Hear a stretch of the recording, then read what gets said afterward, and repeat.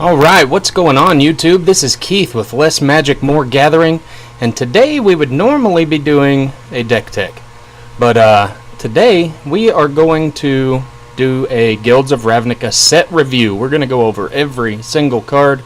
They've finally released the entire list, so we're going to go through all these cards, take a look at what's good, what's bad, and what things do, and hopefully get a good idea for some decks and what we can add to our existing decks and things that might take the place of, staple cards that are rotating out in other decks, things like that. So we're going to start out in white. We're going to go by card number, starting with 001 and working our way up.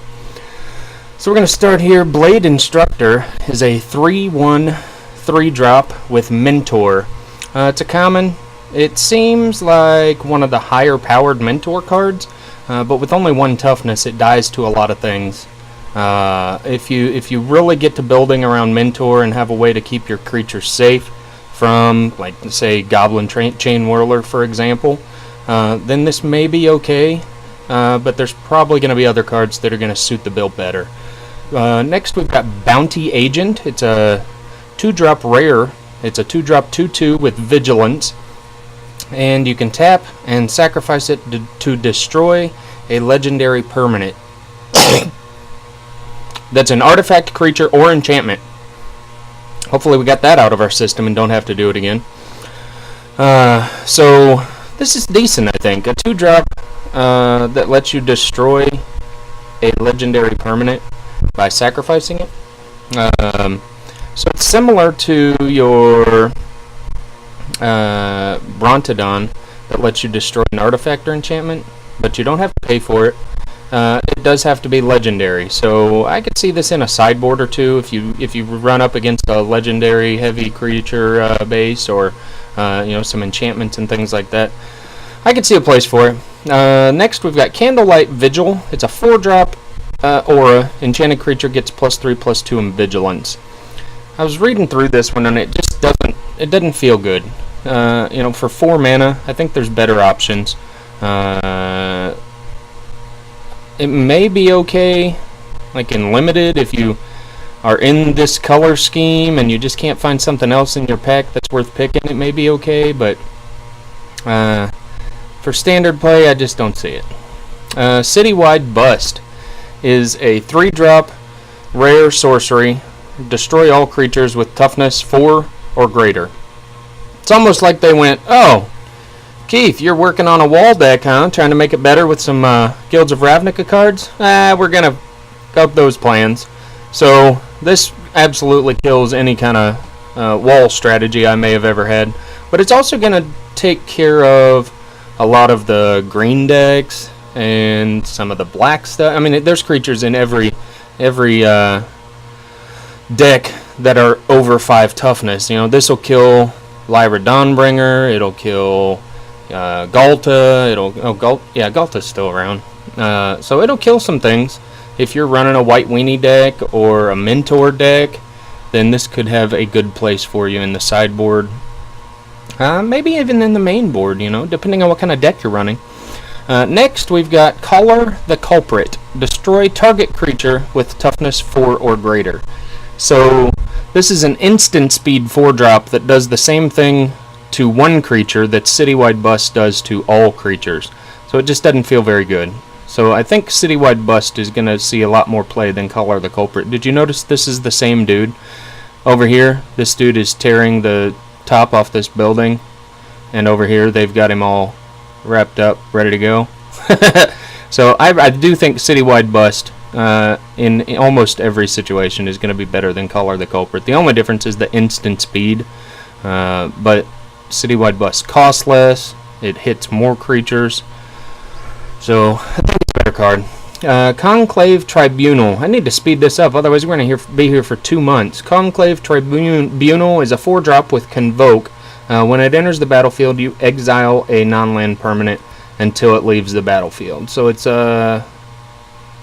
doesn't have the flash ability, but it's very much the same as Cast Out. Same mana cost. It does have Convoke, so you can cast it for free if you need to, so that's not bad. Next one we've got Crush Contraband. 4-drop uncommon. you can either exile an artifact or an enchantment at instant speed. So that could be a good sideboard card too. Next we've got Dawn of Hope. I really like this card. 2-drop enchantment. Whenever you gain life, you may pay 2. If you do, draw a card. And then you can pay 4 to create a 1/1 white soldier creature token with lifelink. So anytime you gain life, I see this being an instant addition to the mono white life gain deck, because you're going to be able to draw a lot of cards with that deck, and be able to create some extra creatures if you need to. So I think this will probably find some play, if nothing else, in like arena free play decks. People will love it. Next we've got Demotion. It's a 1 white aura. Enchanted creature can't block, and its activated abilities can't be activated. So that creature can still attack, but if you've got a defensive creature that has activated abilities that are hurting you, Demotion's probably a good card. It wouldn't hurt. May see some play even. Divine Visitation's a 5-drop. We talked about this in a past video. If you would create a creature token, you create a 4/4 white angel creature token instead. So any creature tokens that you would be putting out are going to be 4/4 flying vigilant white angels. So this is a good card. I could see this taking the place of my gosh, Anointed Procession in any of the token decks that had white. It does cost 1 more mana, but I think in the long run the benefits are exponentially better.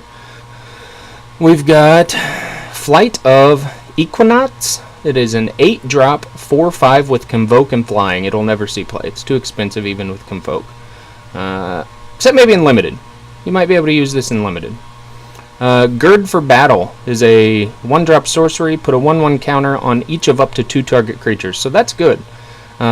Especially if you're running that with something like your Blade Instructor that has Mentor. That'll help your mentors get a lot stronger so that they can add counters to your other creatures. Hazda Marshal is a 1-drop 1/1. Whenever it and at least 2 others attack, you create a 1/1 white soldier creature token with lifelink, which goes good with like Divine Visitation. So you're creating 4/4 angels instead. So Hazda Marshal may be a good card.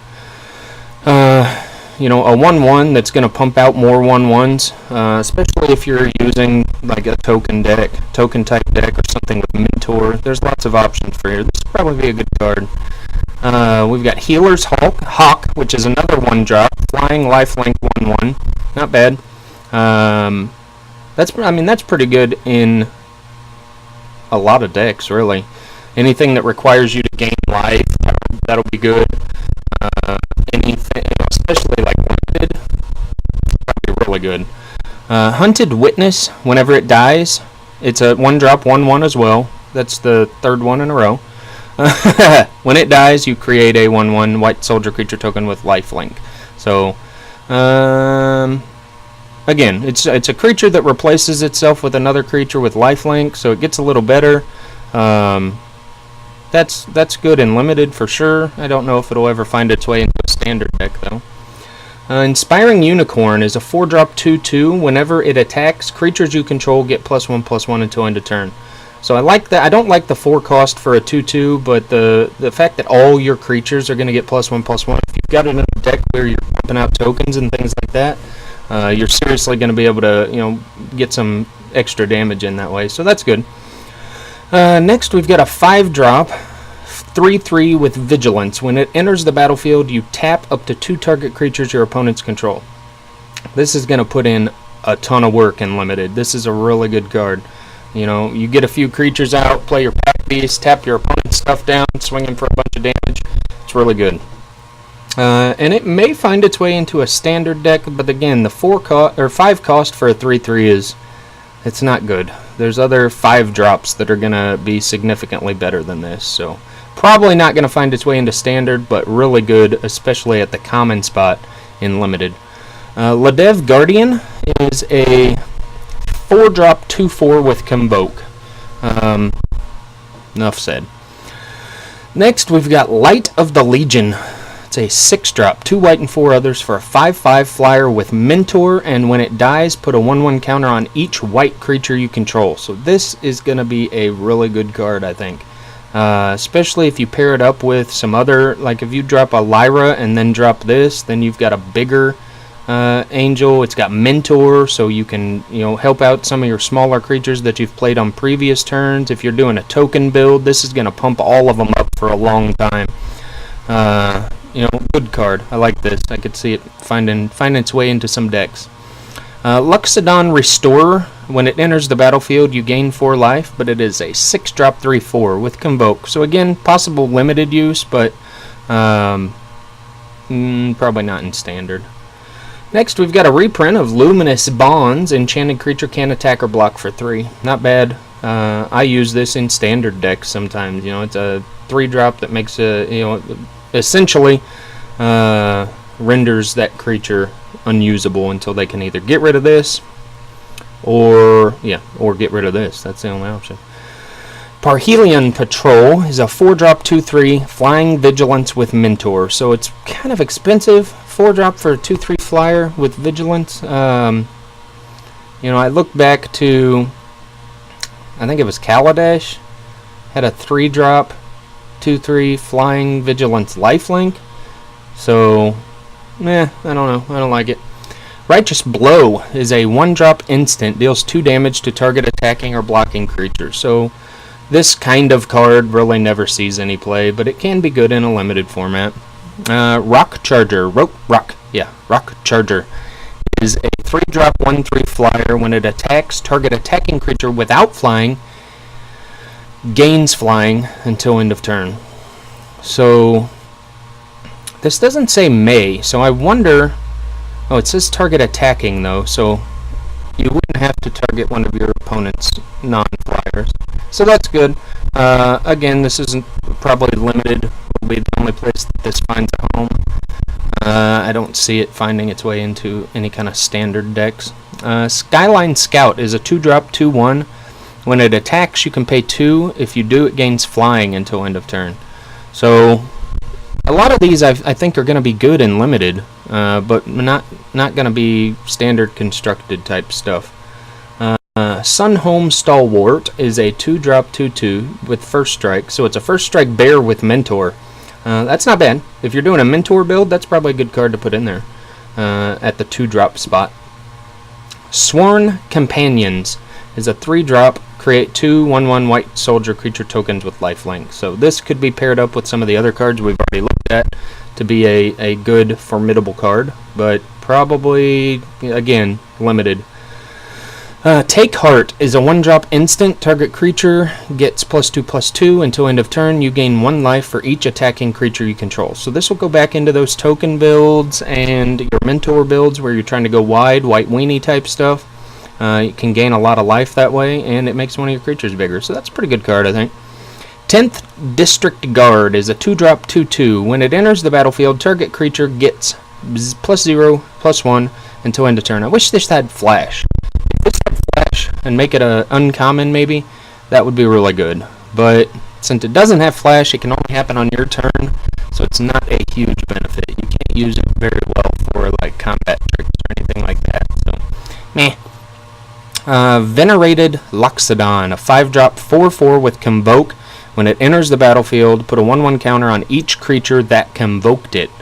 So that's, if you're doing a Convoke build, that's probably a pretty good card. It does cost 5, but if you've got a bunch of tokens and things out there that you can use to convoke it and then make them bigger, or if you've got another creature that's got, Mentor or something like that, and you use it to convoke the Loxodon into play, then you get to make it bigger. So that's probably a good card if you're doing that kind of build. Alright, so that's all the white. Let's move into blue here. I think the real sparks are going to fly once we get to our multicolor cards. A lot of this, like the jump start ability, this card is supposed to be built into an Is It deck, but I'm sure that that's not how it's going to play out in the long run as far as like competitive decks are concerned. They're just going to use what gives them the best value. So let's see. Capture Sphere is a 4-drop flash enchant creature. When it enters the battlefield, tap a creature, and that creature doesn't untap during its untap step. So that, with the flash, I like.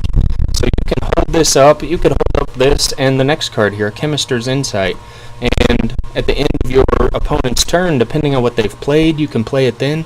This is definitely good in limited, but I could even see this going into some decks for sideboard type stuff on in standard because of that flash ability. That makes it so much better. We already mentioned it here. Chemist's Insight's a 4-drop, draw 2 cards, and then Jumpstart. Jumpstart, if you don't know, makes it so that you can cast this card from the graveyard by discarding the card from your hand and then paying the spell's cost again. So you get to use this twice at instant speed to draw 2 cards, so that could be really good depending on the build. So I like that. I like blue better than white already. I don't even like blue. City Watch Sphinx is a 6-drop 5/4 flyer. When it dies, you surveil 2. Surveil, if you don't know, is similar to Scry, only instead of top of the library, bottom of the library, you get the choice of top of the library or graveyard. So depending on your build, that could have really big benefits, and also this will be great in limited. 6-drop 5/4 flyer. Just forget the other ability. That's a good limited card. Dazzling Lights is 1 blue. Target creature gets -3/-0 until end of turn, and then you get to surveil 2. So there's a lot of cards with surveil, and that's one of the mechanics that I really do like and want to try and take advantage of coming out of this set. So Dazzling Lights just probably won't see play. It might be okay in limited again, but probably not in standard. Devious Cover-Up is a 4-drop instant. Counter a spell. If it's countered this way, exile it instead of putting it into its owner's graveyard, and you may shuffle up to 4 target cards from your graveyard into your library. Man, that's a common? That doesn't seem like it should be a common. That's a really good card. I like it. I would look out for this card. I'm calling it right now. Look out for Devious Cover-Up. That's a good card, because it's going to let you get some of your instants and stuff that maybe don't have Jumpstart, or even the ones that do. It's going to let you get those back into your library. If you've been doing surveil stuff, you can put some of those cards back in. I think this will be a good card. Can't believe it's a common. Demir Informant is a 3-drop 1/4. When it enters the battlefield, surveil 2. So it's a good blocker in limited. Probably won't see much in the way of competitive standard play, but not bad, especially if you're trying to build around that surveil ability. That could be useful. Disdainful Stroke is a 2-drop counter target spell with converted mana cost 4 or greater. So sideboard, if you're running blue, this will be good in the sideboard. So you can counter a lot of the late game spells and things that your opponents are playing. So that's not bad. I like that. This is good for that blue-white control deck, as much as I hate that deck, especially playing against it. I don't even like piloting a deck like that where you're just not doing anything. But, 2-drop counter spell, that's not bad. We got Dream Eater here as the next card. A 6-drop 4/3, flash, flying. When it enters the battlefield, you surveil 4. When you do, you may return target non-land permanent and opponent controls to its owner's hand. So that's a lot of words. Now, competitive, constructed play. I just think that the 6 cost is not going to work out. I don't think you can run this in a standard deck that's going to be competitive. I love the card. I like the surveil 4. You get to return something to its owner's hand. It does have flash, so maybe it sees play. Definitely awesome and limited. I don't know. Keep an eye out for the Dream Eater. See if anything happens with that. I don't know. Drown Secrets is a 2-drop enchantment. Whenever you cast a blue spell, target player puts the top 2 cards of their library into their graveyard. So this is going to go into the mill deck for sure. 100%. This replaces Fraying Sanity, I guess. Fraying Sanity is leaving. Drop in Drowned Secrets. You get to put that into play earlier than you would Fraying Sanity. It's probably not going to mill as many cards, but it can definitely help. So if you're running a mill deck, Drowned Secrets is going to be in it. Enhanced Surveillance. This is one of my favorite cards. 2-drop enchantment. You may look at an additional 2 cards each time you surveil. So this is really going to let you move through your deck. If you've got some stuff with surveil, like this has surveil 4, so you would normally do 4, but this makes it so you get to look at 6 cards when it surveils. You do 2 extra every time. And then, just in case you're playing the guy that's running this Drowned Secrets mill deck, you can exile this card from play and shuffle your library into your graveyard into your library. And you do that at instant speed, so that's nice. This is it may only find its way into a sideboard, especially if the mill deck finds a way to take off, which it usually doesn't. Standard, I mean, it's not a mill is not usually very competitive in standard, but depending on what kind of fringe you've got, you know somebody's going to have that mill deck. So enhanced surveillance may be a good sideboard card for you. Let's see here. We got Guild Summit. 3-drop enchantment. When it enters the battlefield, tap any number of untapped gates you control. Draw a card for each gate tapped this way. Whenever a gate enters the battlefield under your control, draw a card. So if you're running any of your guild gates, if you don't know what a gate is, it is a type of land card.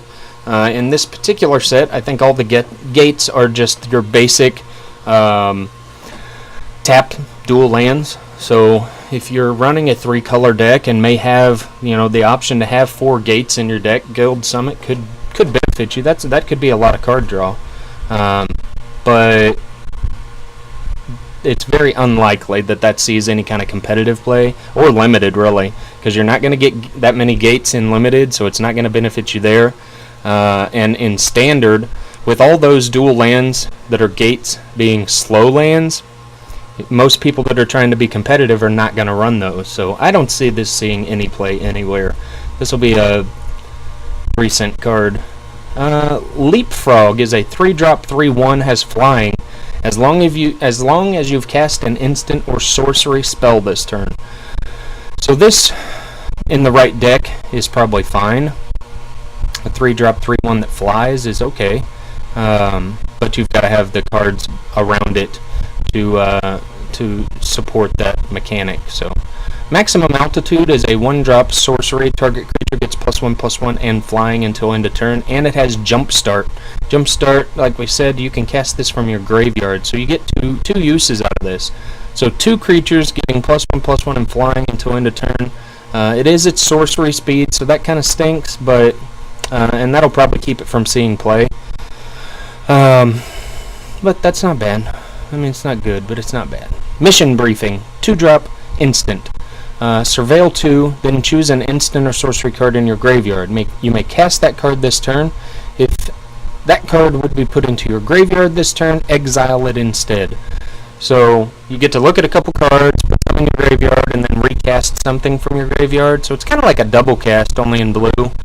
Not bad, and especially if you're working with that surveil mechanic to make some good things happen for you, that could be an okay card. Probably not going to see very much competitive play, but it's okay. Murmuring Mystic is a 4-drop 1/5. Whenever you cast an instant or sorcery spell, you create a 1/1 blue bird illusion creature token with flying. I like this. With the right deck built around it, that thing could pump out a ton of birds, and it's got really good defense. At 4, it may be a little slow for that deck, though, so possibilities with Murmuring Mystic to pump out a bunch of creatures. Mix it into a blue-white deck and put it with the what was it called? Divine Visitation. Pump out 4/4 flying angels instead of 1/1 blue birds. That wouldn't be bad. Something to think about. Get your thinking caps on, people. Next, Muse Drake is a 4-drop 1/3 flyer. When it enters the battlefield, draw a card. Limited play at best. Narcomoeba we've talked about in the past. It's a 2-drop flyer, flying 1/1. If it would be put into your graveyard from your library, you can just put it onto the battlefield. So handy dandy. Night Veil Sprite is a 2-drop 1/2 fairy rogue. It has flying, and when it attacks, you surveil 1. So could be some good benefits if somebody is going to use that surveil mechanic to, like I said, make some good stuff happen. That might be an option at 2. Maybe. I don't know. I don't know about Night Veil Sprite. We'll see. Omnispell Adept is a 5-drop 3/4, and it has the ability pay 2 and a blue. Tap. You may cast instant you may cast an instant or sorcery card from your hand without paying its mana cost. So this will probably see play, because that's going to let you cast some big spells. There's not a ton of super big spells, but if you've got the deck to do it,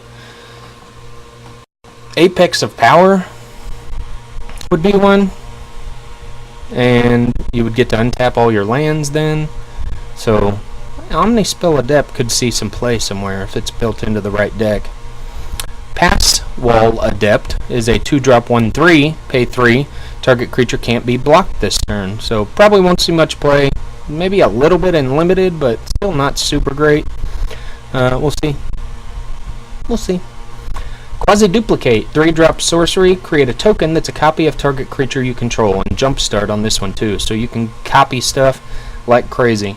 If you got the old Phylactery Lich out there, start quasi-duplicating that thing, making extra copies, putting, counters on your artifacts. You got a bunch of 5/5 indestructibles. That could be good. That's just the first thing that popped into my head, but I'm sure there's other great uses for quasi-duplicate. Put that on, we're not to the card yet, but there's a blue-black that makes it so whenever it attacks, you exile a permanent that your opponents control and put a hit counter on it, I think is what it's called. And then if they've got 3 creatures exiled with hit counters on them, then they lose the game. So quasi-duplicate that thing a couple times and you win the game. So that might be a deck to look out for. Kind of a blue-black control that win cons by quasi-duplicating that card and attacking 3 times. Because with the right mana, you could do this twice in one turn, create 2 copies of that creature, and then next turn just swing with all of them. They have to exile 3 creatures with those counters on them, and they lose. So fun stuff. So think about, blue makes you put on your thinking caps. Radical Idea, I like this card. 2-drop, draw a card, Jumpstart. So you can draw 2 cards with this for 4 mana. Not bad. It's okay, especially in it common. It probably won't be very expensive, and it's a good card draw. Selective Snare is a blue and X, and you can return X target creatures of the creature type of your choice to their owner's hands. This is really good. This is definitely a good sideboard card, because if you run up against a tribal deck, this is going to let you, for not too much mana, just completely wreck their board. Return all knights. Return all knights to their owner's hands. If you're playing against that aura type deck, then all those auras are going in the graveyard. If you're playing against elves, this is good. Gets all the elves off the battlefield. Merfolk, they're going to lose all their counters when you get them out. Any kind of token strategy. If you run up against... Shut your mouth. If you run up against that deck that's running a bunch of 4/4 flying angels out, boom, angels gone, get them off the field. I could see this seeing some play, definitely in a sideboard.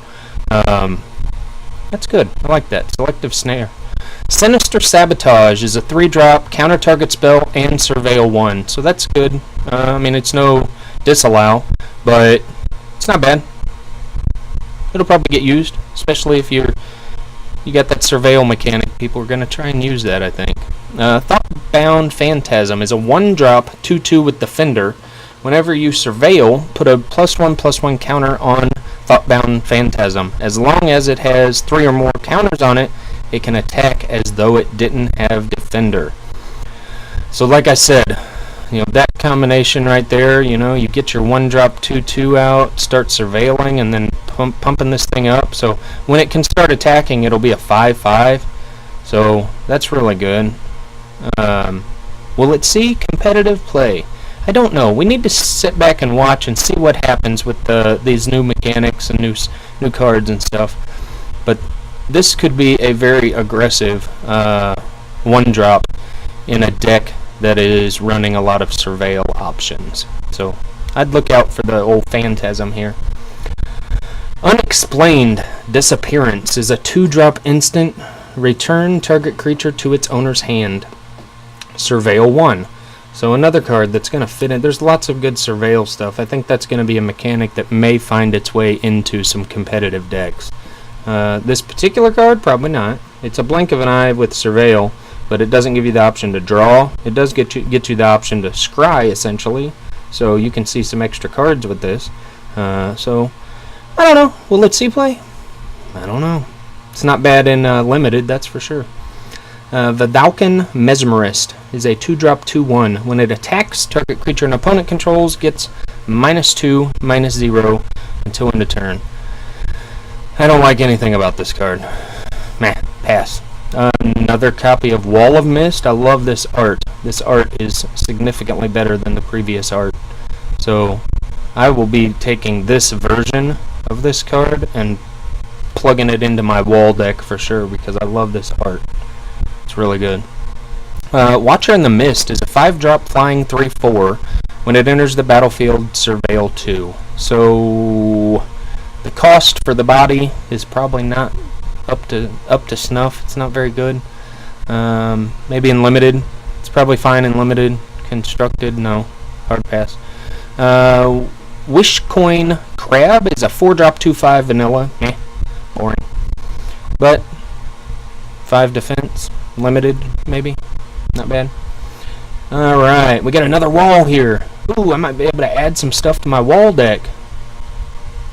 I don't know if I want to add black, but Barrier of Bones. It's a 1-drop 0/3 defender. When it enters the battlefield, surveil 1. Simple enough. 1-drop 0/3s are probably about the standard. That's what your Wall of Vines is. Wall of Vines has reach, and this has surveil 1, so probably okay. I don't think it'll make it into my particular wall deck just because the colors aren't right, and I'd have to really mix some things up. Bartizan Bats is a 4-drop 3/1 flyer. Boring. Black's already boring. I'm 2 cards in. Blood Operative is a 3-drop 3/1 with lifelink. When it enters the battlefield, exile target card from a graveyard. Whenever you surveil, if Blood Operative is in your graveyard, you may pay 3 life, and if you do, return it to your hand. So that's good recursion there. It's not bad, especially, it has to be built into the surveilled deck so that you can use that recursion, and it does cost you some life, but it is life link as well, so that's not bad. I don't know if this will make it into any good decks, but it's okay. Burglar Rat is a 2-drop 1/1. When it enters the battlefield, each opponent discards a card. So, no. Child of Night is a 2-drop 2/1 with lifelink. Man, black is boring. Is anybody else bored by black already? No, just me. Okay. 4-drop Creeping Chill is a sorcery. Deals 3 damage to each opponent. You gain 3 life. When it's put into your graveyard from your library, you may exile it. If you do, Creeping Chill deals 3 damage to each opponent, and you gain 3 life. So you could surveil this off the top of your library and get a free 6-point swing. That's not bad. That's not bad. Look out for Creeping Chill. I could see that being used. Would it be a sideboard thing? I don't know. I'm trying to think about Creeping Chill and where it might be used and how it might be utilized, but I don't know. I think that's an okay card though. Keep an eye on that one. Dead Weight is a 1-drop enchanted creature, gets -2/-2. Limited play. That's probably about it. Deadly Visit's a 5-drop destroy target creature and surveil 2. It's a sorcery speed. If this was instant, I think it would be fine. But it just seems expensive for sorcery speed. Meh, hard pass. There's way better removal than this. Limited play, maybe, but still, it's pretty expensive. Doom Whisperer is a 5-drop 3/3 or 5-drop 6/6 flying trample. Pay 2 life and surveil 2. So this is a great card. I love this. You're getting good good body for the cost and the option to just surveil the crap out of everything. So this is a good card. Doom Whisperer, Phantasmo. A+. A+. A+ for Doom Whisperer. Dowser of Lights is a 5-drop 4/5 vanilla. Boring. Black is killing me, except for Doom Whisperer. That's Phantasmo. Gruesome Man, I can't read. Gruesome Menagerie is a 5-drop. Choose a creature card with converted mana cost 1 in your graveyard, 2, and 3, and return them to the battlefield. So if you're running a good little bit of creatures that are lower mana cost. It's kind of a black weenie deck, let's call it. This will let you bring everything back. That's not bad. That's not bad. How would that go in zombies? I think all those zombies are low cost. So that's probably a good card for your zombie deck. The zombie deck's losing a lot of stuff, though. It's losing Liliana's Mastery. It's losing the Lord of the Accursed. So I don't know if Gruesome Menagerie makes up for that, but it would definitely fit well in that deck because they've got a lot of 1, 2, and 3 drop type creatures. So there may be a place for that if somebody can figure out how to use the zombies again to their benefit. Hired Poisoner is a 1-drop 1/1 with Death Touch. Pretty basic. Pretty boring. Why is black boring me so badly? Crawl Swarm is a 5-drop 4/1 flyer. My phone is absolutely going bananas right now, and I don't know what the heck's going on. Crawl Swarm is a 5-drop 4/1 flyer. Discard a creature card and return Crawl Swarm from your graveyard to your hand. So, there's things like Undergrowth that this could probably pair up well with, but having only 1 toughness, I think, just completely wrecks this card. Because something like your Hired Poisoner is just going to kill this. Anything with First Strike implying is going to kill this, and then you've got to discard another creature card to get it back. I don't think it's very good. Lotleth Giant is a 7-drop 6/5 with Undergrowth. When it enters the battlefield, it deals 1 damage to target opponent for each creature in your graveyard. So this could finish a game off. Definitely good in limited for you're always looking for that bomb when you're drafting and stuff. So Lotleth Giant could definitely be that bomb, and maybe worth running like a 1-of in your zombie decks and things like that. Just to hope you get that late in the game after a bunch of your zombies have died, then drop that, kill your opponent. So that could be good. I like it. Mausoleum Secrets is a 2-drop instant with Undergrowth. Search your library for a black card with converted mana cost less than or equal to the number of creature cards in your graveyard. Reveal it, put it in your hand, then shuffle your library.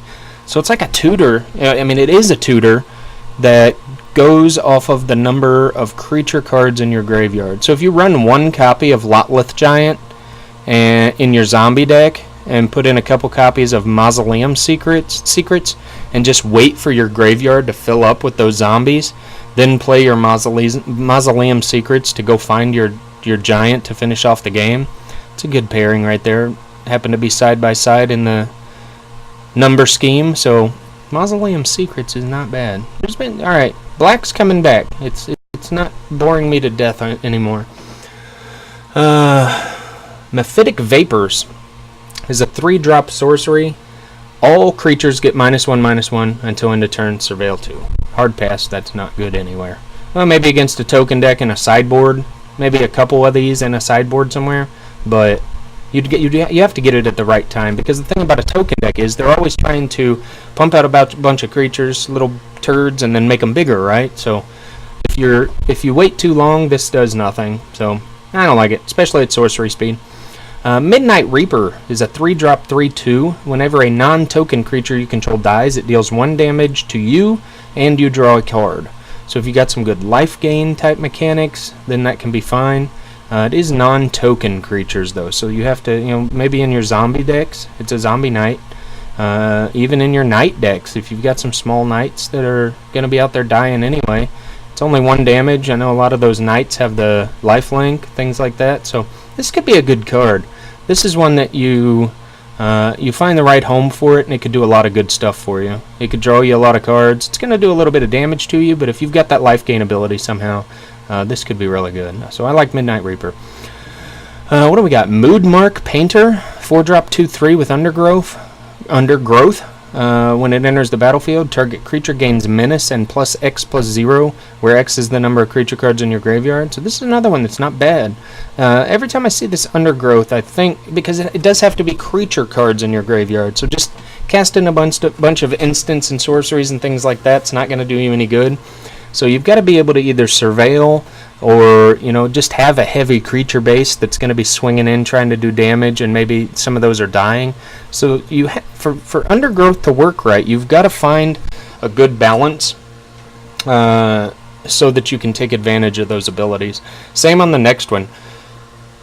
This is one of my favorite cards, Necrotic Wound. It's 1 black with Undergrowth. Target creature gets -X/-X, where again X is the number of creature cards in your graveyards. And if that creature would die this turn, you exile it instead. So I really like the card. It's just that we got to figure out a way to put it in the right deck so that you can take advantage of that Undergrowth ability. You got to be able to get creatures into your graveyard. Never Happened is a 3-drop sorcery. Target opponent reveals their hand, choose a non-land card from it, and exile it. So, kind of expensive in comparison to some of the other stuff we've got in Standard. Doomfall's still around, isn't it? Or is that leaving? Not sure. But that was even if it's leaving, that was a 3-drop that lets you either exile, have them exile a creature they control, or you could exile a card from their hand for the same price. So it gave you more options for the same price. But at common, probably not too terrible. Probably won't get used, but whatever. Pilfering Imp is a 1-drop 1/1 flyer. Pay 2, tap and sack. Target opponent reveals their hand. You choose a non-land card from it. That player discards that card. Activate this ability only when you can do a sorcery. So Pilfering Imp is what? It's okay, right? Probably won't ever see play. But, that's essentially the same cost. You're paying 1 to get it out. So it's like a Never Happened with a body attached to it. So, I think Pilfering Imp is better than Never Happened, but I don't know if it's good enough that it'll ever see any kind of play. Plaguecrafter is a 3-drop 3/2, enters the battlefield. Each player sacrifices a creature or planeswalker. Each player who can't discards a card. This is a good one. I like this. 3-drop 3/2 is good on, that's basic stats for a 3-drop anyway. So when it enters the battlefield, each player sacrifices a creature or planeswalker, and if they can't, they discard a card. This is fantastic. Plaguecrafter's really that's gonna be really good. Yeah, that's really good. Especially with black and the removal that's available, you just remove what you can down to where they've only got 1 creature. Play this, and they have to sacrifice it. Fantastic. I like Plaguecrafter a lot. Checkmark. A+. Price of Fame is a 4-drop, costs 2 less to cast if it targets a legendary, destroy target creature, and surveil 2. This is another one that's really good. If it's targeting a legendary, if it's targeting Lyra or Gulta or I don't know. Why is it anytime I start talking about creatures, those are the only 2 I can think of? Any legendary, it only costs 2 to destroy it, and you get to surveil 2. Price of Fame's really good. Checkmark. A+. Ritual of Soot is a 4-drop, 2 black, 2 others. Destroy all creatures with converted mana cost 3 or less. So this is like the opposite of a white weenie. This is your white weenie answer right here. 4-drop destroys all of them. So if you get up against that white deck that's trying to play, any white weenie deck, this is going to handle them pretty easily. I like that. Sideboard, for the most part. But at the same time, I say that, but this, if your opponent gets out a Llanowar Elf and a Steel Leaf Champion, it might be worth paying 4 to wipe them of those. So it'll take care of that combination of creatures anyway. So good answer for some stuff. I like Ritual of Soot. A+. No. Checkmark. B-. Severed Strands. 2-drop common. Sorcery. As an additional cost, sack a creature. You gain life equal to that creature's toughness. Destroy target creature an opponent controls. That's another really good card. You have to sacrifice a creature, but if that creature is like your Pilfering Imp, who the hell cares? It lets you destroy target creature an opponent controls. For 2? Man, this is... Alright, this is another one I'm calling. A+. Look out for Severed Strands. This card it will see play. Because yes, you have to sacrifice a creature, but you're gaining life equal to that creature's toughness, and you get to destroy a creature an opponent controls. That's really good. That's really good. So for 3, you know, like what's a 1-drop? Let me see. Death Touch, 1/1. So all these 1-drops in this particular set in black, right here, Barrier of Bones, is a 1-drop 0/3. Let's say you combine that with your Severed Strands. So for 3 total mana, you get to gain 3 life and destroy an opponent's creature? What the freaking crap? Why wouldn't you do that? Severed Strands, really good card. We'll see play. That's going to go up in price. It's going to be one of those commons that's oddly priced high. That's really good. Am I missing something there? Because that card looks fantastic. I'm probably missing something. Let me know what it is. Spinal Centipede, 3-drop 3/2. When it dies, you put a +1/+1 counter on target creature you control. Not bad.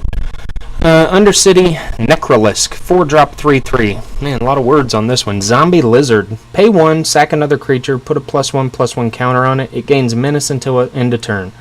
At sorcery speed. So I see that being really limited, but it's got to be in the right build. And that's another way to get a creature into your graveyard. I know I've talked a couple times about how to take advantage of that undergrowth. So like Severed Strands, Undercity Necrolisk, these are cards that are going to let you put creatures into your graveyard and take advantage of those other cards that have the undergrowth ability. Severed Strands, man, that's my favorite card so far. Veiled Shade is a 3-drop 2/2. Pay 2, it gets +1/+1 until end of turn. You can pay that any number of times. Fantastic and limited. Wish it had flying. Shades don't have flying. Shades can't fly? Crap. This is not better than the black 3-drop from Dominaria. I can't think of its name. 3 blacks. The 3/3, you can pay 1 and give it +1/+1. But this is okay in limited. If you're going to play something like that in standard, go with the other one. Vicious Rumors is a 1-drop. When it deals 1 damage to each opponent. Each opponent discards a card, then puts the top card of their library into their graveyard, and you gain a life. All that for 1 mana is really good. These are both commons, too. Vicious Rumors. That does a lot for 1 mana. It's a 2-point life swing. They have to discard a card and mill 1. That's fine. I mean, that's really good and limited for sure. But, man, what am I missing? That looks really good. Whispering Snitch is a 2-drop 1/3. Whenever you surveil for the first time each turn, it deals 1 damage to each opponent and you gain 1 life. So that goes really well with the surveil mechanic we were talking about. 3 toughness is not bad for a 2-drop.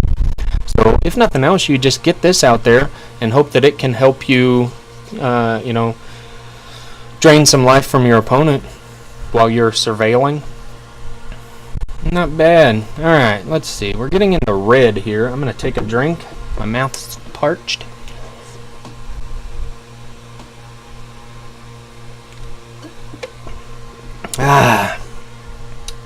Hit my vape.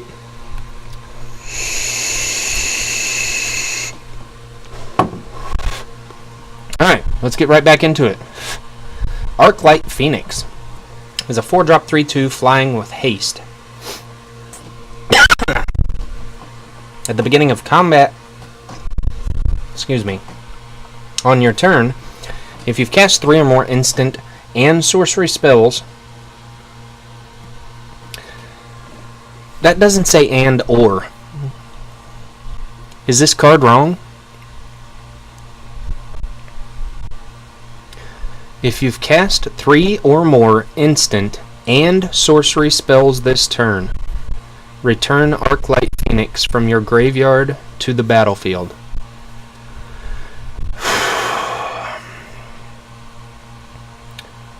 At first quick read through this, it looks like it's maybe okay at best. But then when you read it like that, if you've I know it should say I know what it's trying to say.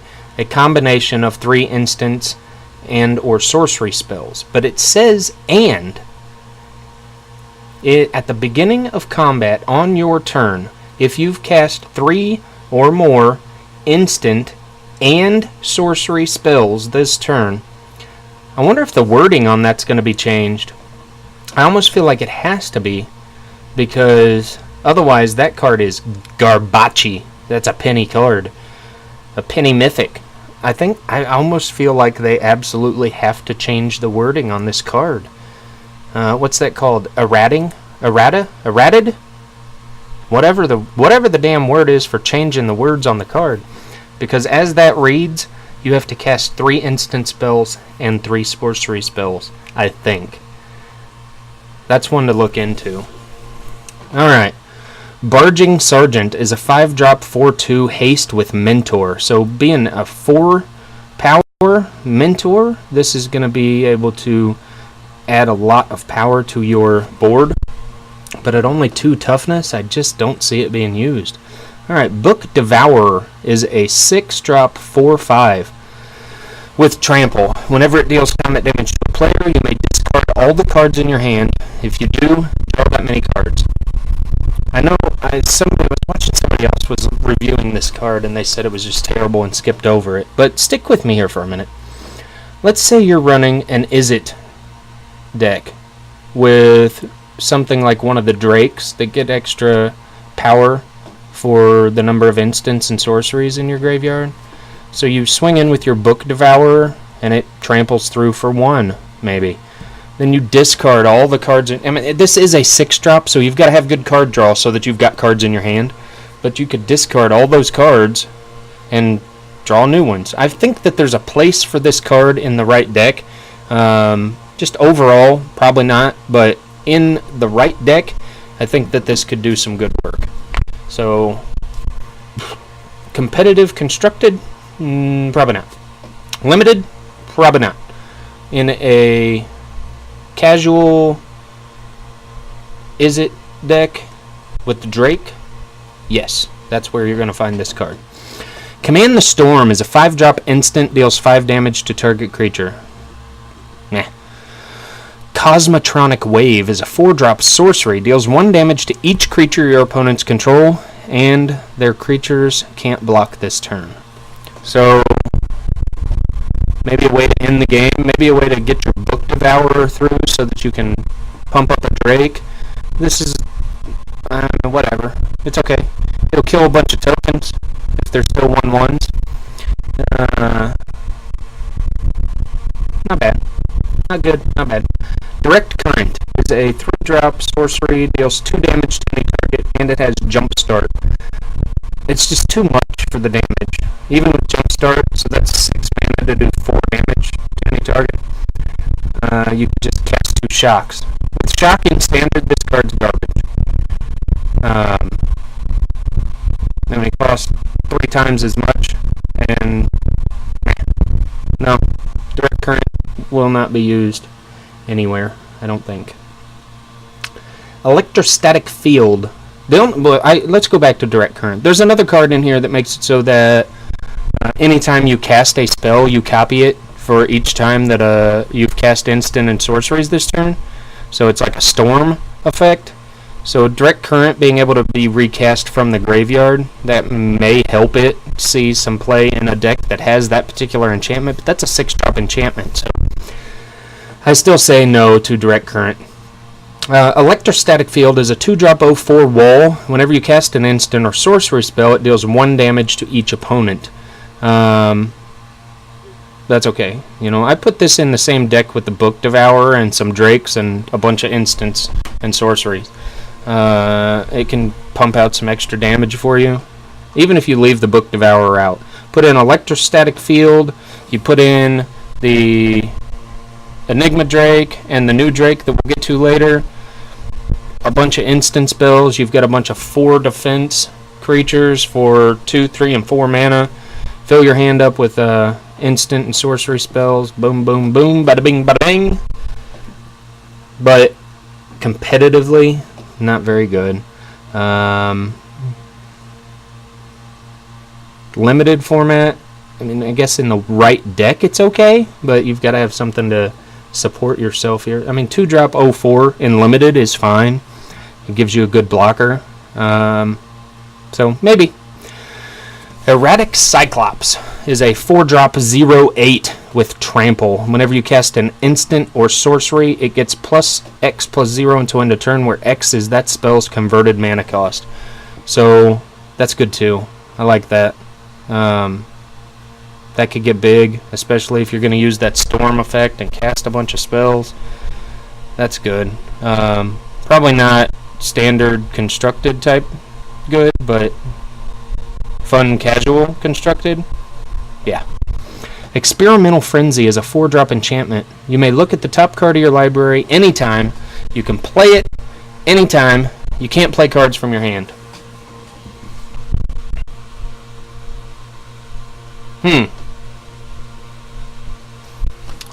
This is one that I would probably want to experiment with. Experimental Frenzy. I'm going to experiment with this. Because if you go back, I would keep talking about this same stupid deck. That's like something I'm trying to brew up. I know the deck already exists, and it's boring. You just put out Drakes, play a bunch of burn spells, play a bunch of bounce spells. But maybe to make that more fun, you play an Experimental Frenzy, limit the number of creatures that you've got in there, empty your hand, put out Experimental Frenzy, and then you can just start playing. It can give you, depending on how you're getting into your deck, that could give you 3, 4, 5, 6 spells in a row that you could cast right off the top of your library. So I know that the biggest problem with your burn decks is that you usually just run out of cards. You don't have enough card draw. So being able to play something like Experimental Frenzy, where you can just dig through your graveyard and play everything right off the top. You hit a land, you lose the option to cast a spell for the rest of your turn, but you could leave instants on the top of your library and cast them from there, and then you hit a land, put it into play, and start casting again. This is another one that I think is going to be a casual card, but it looks fun. Looks like something we could experiment with. Fearless Halberdier. Fearless Halberdier. 3-drop 3/2 vanilla. Fire Urchin is a 2-drop 1/3 with trample. Whenever you cast an instant or sorcery, it gets +1 +0 until end of turn. No. Goblin Banneret. 1-drop 1/1 with mentor. Pay 2 and it gets +2 +0 until end of turn.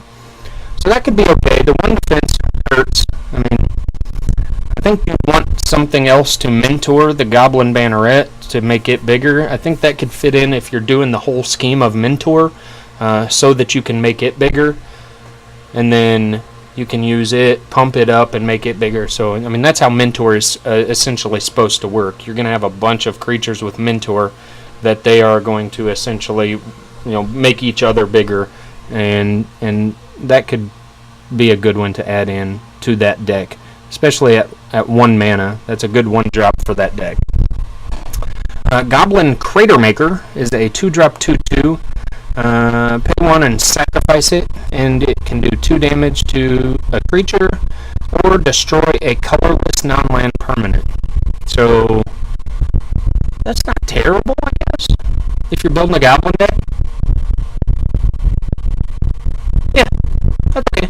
Put it in the Goblin deck. Moving right along. Goblin Locksmith is next. It's a 2-drop 2/1. Whenever it attacks, creatures with Defender can't block this turn. I don't know why they're hating on my wall deck so much, but this is something that if I was playing my wall deck, I'd have to get rid of. Most people don't play the wall deck. Most people aren't me. I play very casually, so I build things like an Arcadis wall deck. That's the one deck that I've been playing recently and having fun with. So this would hurt that, because every creature in that deck has Defender except for Arcadis and Tetsuko. So, but for the most part, this is not going to see any play, probably anywhere. Sideboard maybe somewhere in a different format, or this isn't going to see play. Gravitic Punch, 4-drop Target creature you control deals damage equal to its power to target player. And it has Jump Start. So this is...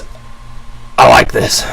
I'm going back to like the Drakes that get +1/+1 or +1 power for each instant and sorcery in your graveyard. Gravitic Punch is another sorcery in your graveyard, but then it does power without attacking to your opponent. That could really speed up the process. I like that. Gravitic Punch. I only like it in that deck. For the most part, red is going to try and be a fast aggro deck, and they're not going to have a lot of big power creatures. See? The highest one in the rest of the red cards is this guy with 3, and this guy with 3. I mean, I guess you could... what's the 4? 4 is the highest one in the set. In the whole set. The highest red power. But if you pair that up with something that is getting a boost from instants and sorceries or from Mentor, then it's probably still too expensive, but you could make it worth your while. You could make it work in the right deck. Gravitic Punch, not bad. I like it. Hellkite Whelp is a 5-drop 3/3 flying dragon. When it attacks, it deals 1 damage to target creature defending player controls. So probably not going to make its way into a multicolor dragon deck, but maybe in an all red or as a sideboard dragon against tokens and things. But at 5 mana for a 3/3, even though it does this, no bueno. I don't like it. Inescapable Blaze is a 6-drop. It can't be countered, does 6 damage to any target. Limited format. And I think it's just going to be too expensive and slow in standard. Lava Coil is a 2-drop, deals 4 damage to a creature. If that creature would die this turn, exile it instead. So, it's target creature only. So, depending on the build, maybe a sideboard for an instant and sorcery type deck. It is sorcery speed, so that hurts it some. I think make it an instant, make it a rare, and we're on to something. Legion War Boss is a 3-drop 2/2 with Mentor, and at the beginning of combat on your turn, you create a 1/1 goblin that it gains haste until end of turn and attacks if able. So Legion War Boss is going to help you pump out some creatures for it to mentor. I don't know. I think it's got to have something around it with this mentor mechanic. All the mentors have low toughness, and I think that hurts them a lot. Like, what was the other one that I was just talking about? Wasn't it a 3/1, a 4/2? Yeah, I think that the low toughness on these hurts. But being able to put those 1/1 counters on, make it so that hopefully, I mean, it's definitely meant to be aggro. You're definitely going to use your mentor deck as an aggro type thing, because otherwise you're going to lose the advantage because your opponents are going to get the right removal to take care of these little creatures. So, yeah, I don't know. He's okay. 3-drop. He does create a 1/1 that, gets mentored up to a 2/2 every turn. So, I don't know. You just got to find a way to protect him. Otherwise, you're just going to attack into something and it's going to die. So, I don't know about Legion War Boss. I don't know about Mentor in general. I mean, the concept is cool, but the creatures and cards that they're putting it on. Let's go back up here they've got it on a 4/2. Dies to shock. Dies to stinking cast out or cast down. So that's no good. I don't think any of the no. Just no. Maniacal Rage is a 2-drop enchantment. Enchanted creature gets +2/+2 and can't block. So definitely meant to be used in an aggro type deck. Is that 2/2 on one of your creatures going to be enough to make it better than a 2-drop creature you might play in your aggro deck? I don't know.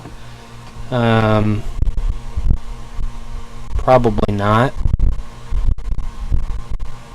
But in the aura deck, the red-white aura, red-white-green auras, that might be okay.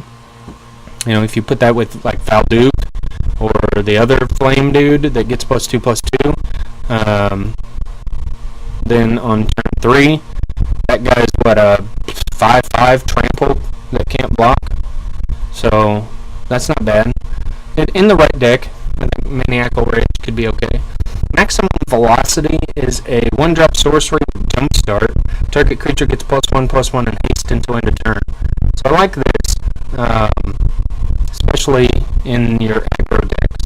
So for 1, you're going to be able to give something +1/+1 and haste, and then it goes to your graveyard. The next turn you can cast a creature and then recast this.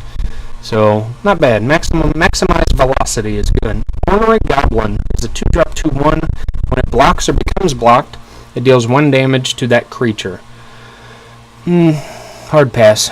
Risk Factor is a 3-drop. This one I like. This one, man, I don't have one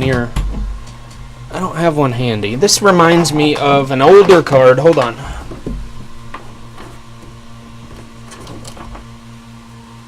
Let me see if I can find one. Anyway, Risk Factor is a 3-drop instant spell. I like that it's instant. I like that a lot.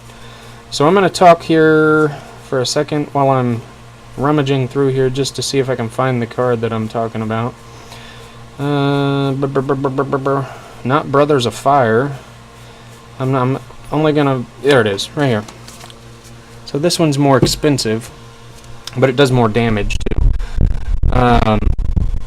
Book Burning was 2 mana. Unless a player has Book Burning, deals 6 damage to him or her. Put the top 6 cards of that player's library into his or her graveyard. So that's a spell. Anyway, Risk Factor is kind of similar. You cast it at instant speed, and your opponent gets to choose whether they want to take 4 damage, or you draw 3 cards, and that's at instant speed. So that's fantastic. I love this card. I've heard bad things said about it, and I don't understand why, because I like it. It's got no downside. You're either doing 4 damage to your opponent for 3 mana, or you're drawing 3 cards, and it's got Jumpstart, so you can recast it from your graveyard.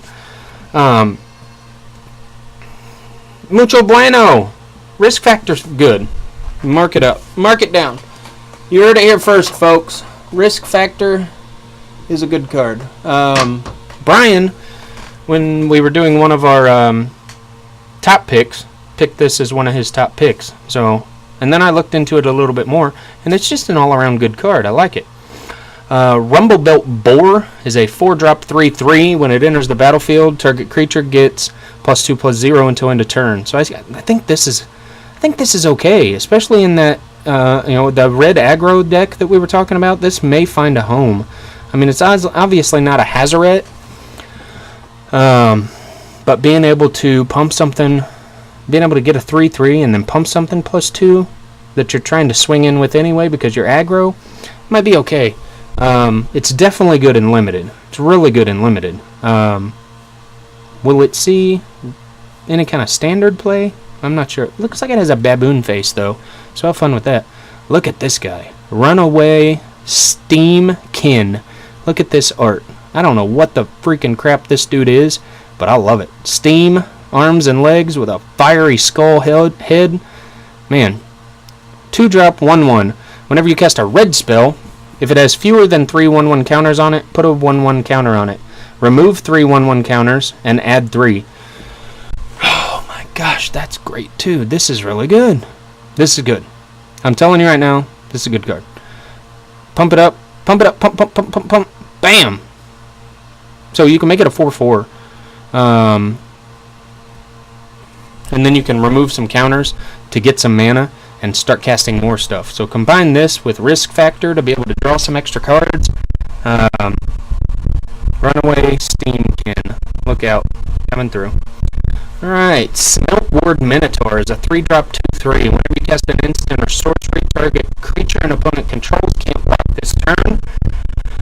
I think there's better options for the 3-drop, whether it's a creature in the instant and sorcery type deck with your wizards or with the Drake, Enigma Drake.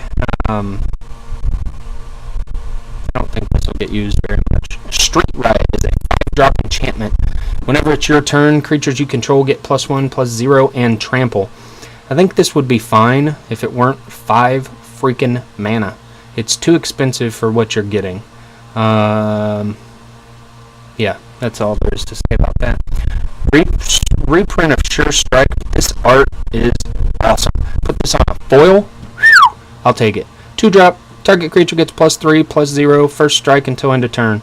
So really good combat trick. Give it to something with trample, and then Sure Strike's fun. It's always been a halfway decent card. Does it see play in standard? I don't know. Probably not. Probably not. You might put this in your Drake deck that I've been talking about for 2 colors now. Just to pump it up some extra. This would essentially pump a Drake up 4 and give it first strike, so not bad. Torch Courier is a 1-drop 1/1 with haste. Sacrifice it, and another creature gains haste until end of turn. It's fine. I'm not that impressed with it, but I think it has a place, in a deck where you drop your bomb and then sack this guy so that it can swing in on that turn. That's okay. Limited. Torch Courier and limited. Roject Bodyguard is a 3-drop 3/3 with Mentor.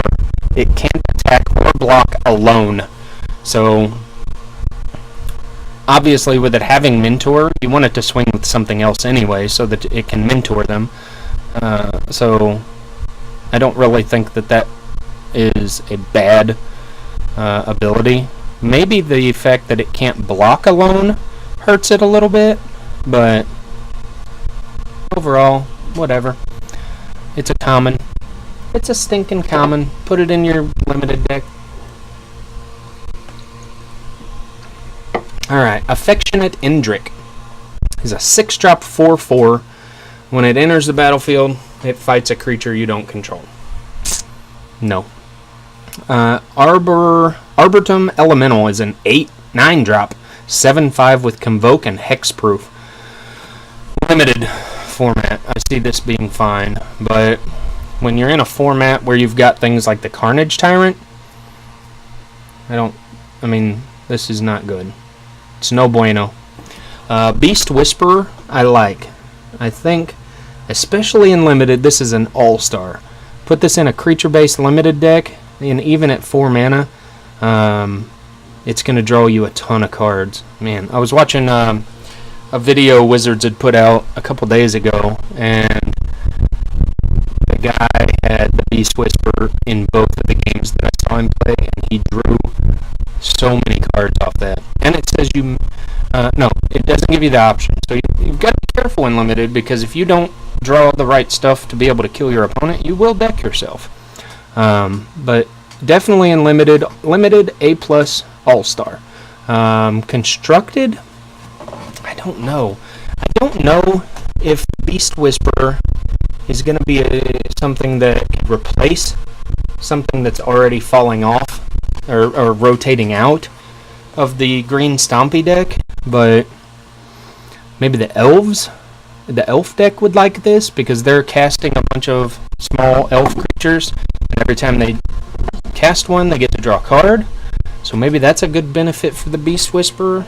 Good place for that. That's where I'm saying this is going to go. Elf builds. Bounty of Might is a 6-drop. Now, this is nice. This is versatile. I don't know if you understand this.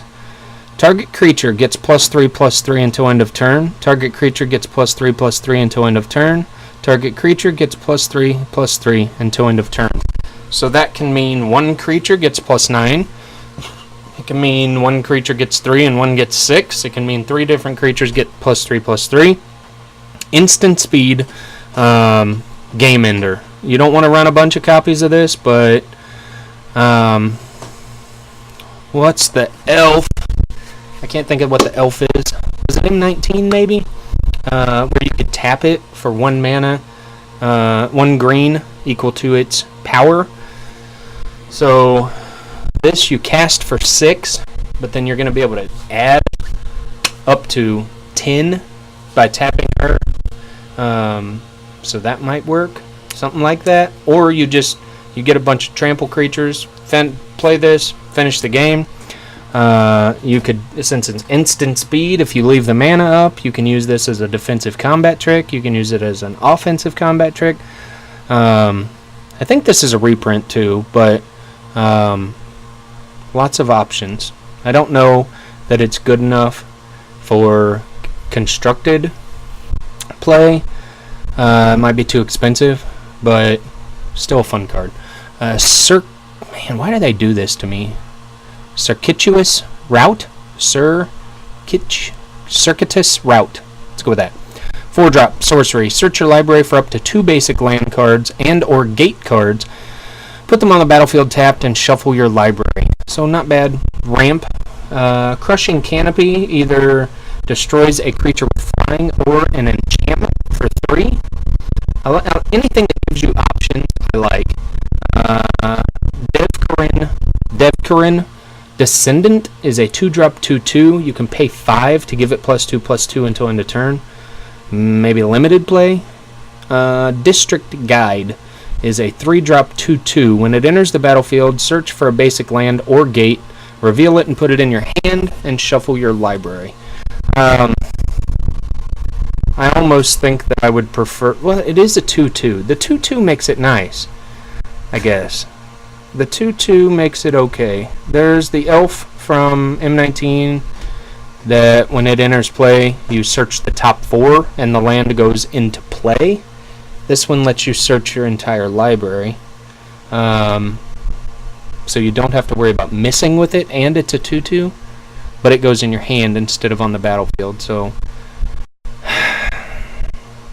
I don't know.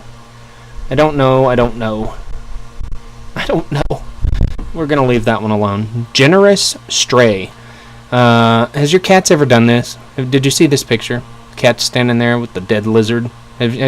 My cats leave mice for me all over the freaking place all the time. And I think that what I've read is that cats do that because they think that we are bad hunters. So they're trying to feed us. So if they're leaving you mice, it means they love you. So there's that. 3-drop 1/2. When it enters the battlefield, draw a card. I'd play it in limited. I wouldn't play it in standard. Golgari Raiders is a 4-drop 0/0 with haste. It enters the battlefield with a +1/+1 counter for each creature in your graveyard. So the Golgari Guild is where the Undergrowth is supposed to work best. But I could see Undergrowth, I think, more in mono black based on the cards that we've seen so far. We'll see what we get into a little further here. But having the Surveil and Undergrowth working together is a fantastic idea. Grappling Sundew is a 2-drop 0/4 defender with reach. You can pay 5 and it gains indestructible until end of turn. This one's okay. I like this. I don't like how expensive it is to make it indestructible, but this will probably replace one of the walls in my current wall deck. But if you're not running something stupid like a freaking wall deck, then this isn't all that great, you know. It's fine. The 2-drop for an 0/4 is fine, especially when it has defender or reach. But this ability is pretty expensive for what it is. So probably outside of a few uses, it doesn't see play. Hatchery Spider is a 7-drop 5/7 with reach. Whenever you cast a spell, reveal the top X cards of your library, where X is the number of creatures in your graveyard. Put a green permanent with converted mana cost X or less from among them onto the battlefield. Put the rest at the bottom of your library in a random order. So this is very much like... what is it? Kumala's Druidic Vow. It looks good. Like it sounds good, but when you actually try to make it work and make it happen, it just never works out right. So I don't think Hatchery Spider sees any play. Maybe limited play just because of the size of the body. Yeah, that's it. 3-drop 1/4 with reach is Hitchclaw Recluse. 2-drop 1/1 Iron Shell Beetle. When it enters the battlefield, you put a 1/1 counter on target creature. limited use, maybe. I think there's going to be other picks that you'll take up before this anyway. Crawl Foragers is a 5-drop 4/4. You gain 1 life for each creature card in your graveyard when it enters the battlefield, so it's okay. It's a common card though, whatever. Crawl Harpooner is a 2-drop 3/2 with reach. That right there, all by itself, is good stats. 2-drop 3/2 with reach. That's okay. When it enters the battlefield, choose up to 1 target creature with flying you don't control, and Crawl Harpooner gets +X/+0 until end of turn, where X is the number of creature cards in your graveyard. Then you can have Crawl Harpooner fight that creature. So if you're going up against this is definitely good in limited. You know, what do they say in limited? You want good removal, you want evasiveness, and people always trying to go with flying and things. So being able to have this enter the battlefield for 2 and then get a boost and fight something, that's good. In standard though, at best it would be a sideboard in against a deck that's heavy on flyers. That's best case. Might of the Masses is the next one here. It's a 1-drop instant. Target creature gets +1/+1 for each creature you control. So going back to that token deck we had talked about, this is huge. This could be a really good 1-drop. Nullhide Ferox is a 4-drop 6/6. Has hexproof, and it makes it so that you can't cast non-creature spells. So I think that this is going in. This has got to go in the mono green Stompy, right? And it just has to. A 4-drop 6/6 with hexproof, but then it does have the ability where you can pay 2, and the Nullhide Ferox loses all abilities until end of turn. So it loses hexproof, and it loses the ability where you can't cast non-creature spells. Any player can do that. So if somebody wants to use a cast down, it's going to cost them X. It's going to cost 4. If they want to use a Vraska's Contempt on it, it's going to cost them 6. So, and then if a spell or ability an opponent controls causes you to discard Nullhide Ferox, put it onto the battlefield instead of putting it in your graveyard. So that's another good upside to this card. I guess there's no downside really. There's no downside to a 4-drop 6/6.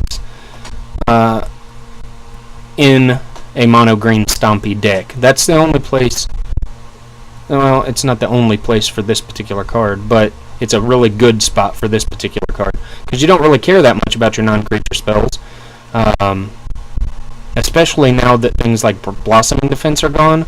It just makes this that much better. Yeah, that's a good card. That'll be in mono green Stompy for sure. Pax Fervor is a 3-drop with Convoke. Target creature gets +3/+3 until end of turn. What was the other one? What did the other one cost? The +3/+3/+3/+3/+3 for 6. So you know, better value out of that card overall, but it is more expensive. I just don't think this is that good. Pause for Reflect. The art on it's amazing. See the dog and the little people. It's a huge dog. Pause for Reflection is a 3-drop instant with Convoke. Prevents all combat damage that would be dealt this turn. Oh, good. More fuel for the stupid fog dorks. If you're in fog, you're a nerd. Pelt Collector, 1-drop 1/1. Whenever another creature you control enters the battlefield or dies, if that creature's power is greater than Pelt Collector's, put a +1/+1 counter on Pelt Collector.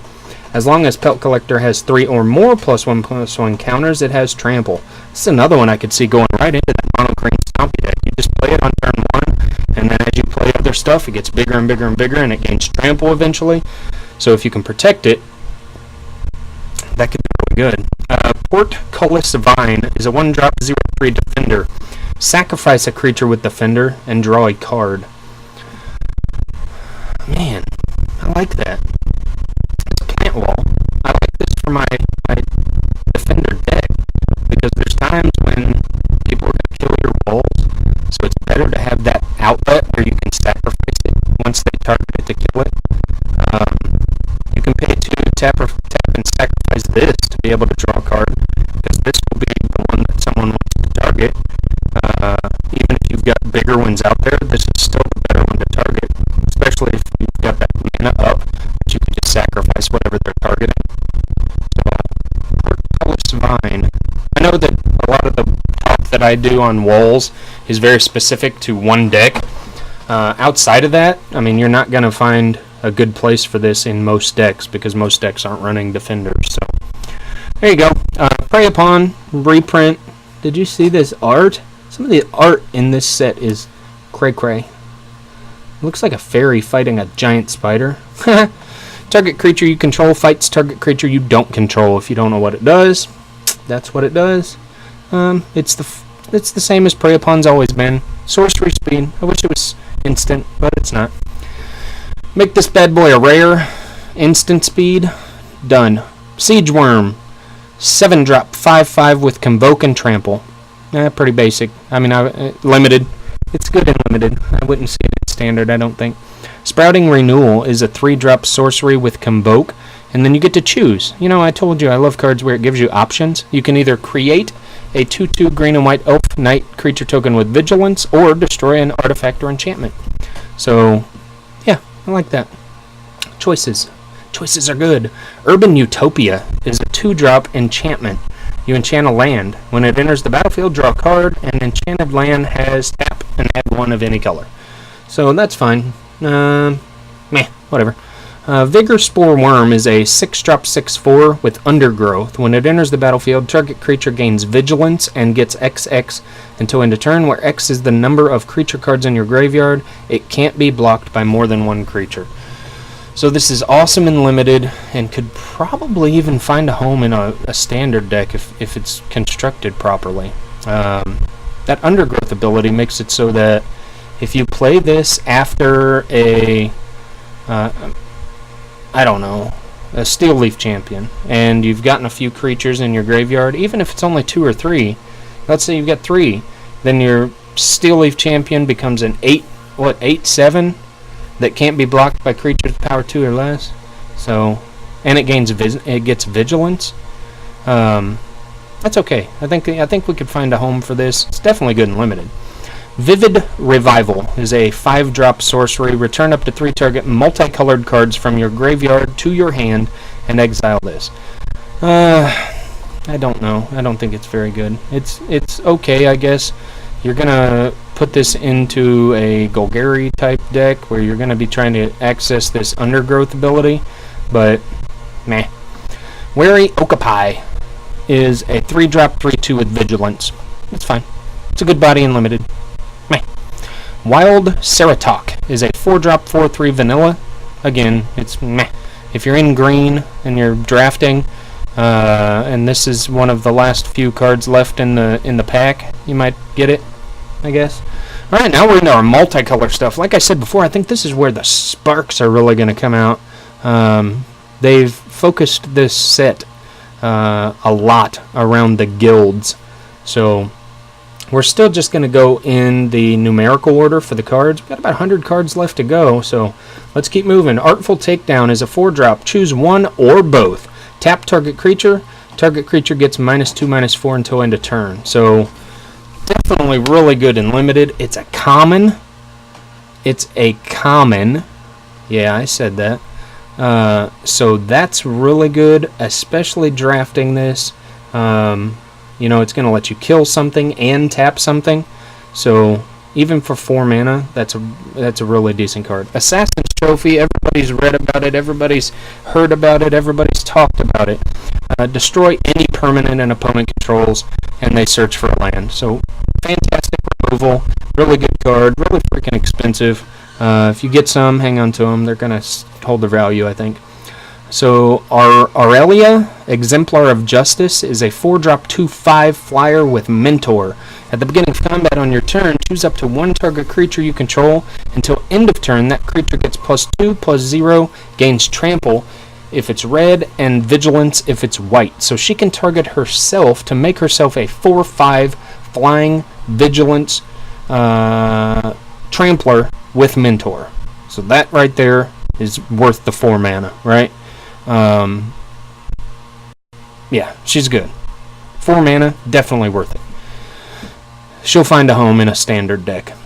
Beacon Bolt is a 3-drop, 1 blue-red. Beacon Bolt deals damage to target creature equal to the total number of instant and sorcery cards you own in exile and in your graveyard. Why is the exile important, you say? Because of jumpstart. Whenever you jumpstart something out of the graveyard, you have to exile it. So this is going to allow you to cast and recast a bunch of cards and then Beacon Bolt for a lot of damage, because you get the benefit from not only the cards that are in your graveyard, but the ones that you've jump-started and have been exiled. Beacon Bolt, I think, is going to be a really good card in that is it Drake deck that I was talking about with the instants and sorceries, and it may even find a good home in a wizard deck. The wizard deck itself might not have enough instants and sorceries to really get big benefit out of Beacon Bolt, but the Drake deck definitely does. Beam Splitter Mage is a 2-drop, blue-red for 2, a 2-drop 2/2, so it's kind of like a bear. Whenever you cast an instant or sorcery spell that targets only Beam Splitter Mage, if you control one or more other creatures that spell could target, choose one of those creatures, copy that spell, and the copy targets the chosen creature. So if you're casting a pump spell, an instant or sorcery that is going to pump Beam Splitter Mage, you get to make a copy of that spell and target another creature you control. So for 2, I would probably put this in a deck. It's not bad if you're going with that tactic. And it's a wizard. This will fit right into the wizard deck perfectly. Makes it so that you can copy extra spells. It can let you do a lot of stuff. I like it. Boros Challenger. I was not that impressed with Boros Challenger. It's a 2-drop 2/3 with Mentor, which is good. And then you can pay 4, and it gets +1/+1 until end of turn. You can do that multiple times too, but that's pretty expensive for a +1/+1. But the fact that it's a 2-drop 2/3 is good. I've been complaining about the toughness on our mentor cards, right? So that's good. It's a little bit tougher. And you can pump it to mentor other things, but I think that the real goal is going to be to get something that can mentor the Boros Challenger so that then it can mentor something else. Yeah, I think so. Camaraderie. Camaraderie is a 6-drop, 4 green-white, and then you gain X life and draw X cards, where X is the number of creatures you control. Creatures you control get +1/+1 until end of turn. I like the spell. I just don't like that it's sorcery, and I don't like that it's 6 mana. It seems like a lot. I like the art. Everybody's hanging out together up on this little rock. Looks like they're having a great time. I don't think this sees play. Probably in any format, but it was a good try. Centaur Peacemaker is a 3-drop 3/3. When it enters the battlefield, each player gains 4 life. So I think the fact that it says each obviously is why it's a 3-drop 3/3 with this ability. But I think that's also what keeps it from finding a home in a deck, because there's other life gain type mechanics that are going to be better than this in the 3-drop. It's definitely not a bad card. If I was in green-white and drafting, I may pick that up just for the 3/3. Whatever. Chance for Glory. This is a dangerous card. Probably won't see play. I don't think Glorious End ever did. Maybe in like a fun deck that you're playing with your friends. Definitely nothing competitive. It's just too risky. Chance for Glory is a 1 red and white instant. Creatures you control gain indestructible. Take an extra turn after this one. At the beginning of that turn's instep, you lose the game. So even if you can give yourself multiple extra turns, you're still going to die at the end of that next turn. You don't get to take those extra turns because you lose the game. I think it's just too risky to work in anywhere, so maybe somebody gets crazy and puts this in as a one-of, but I doubt it.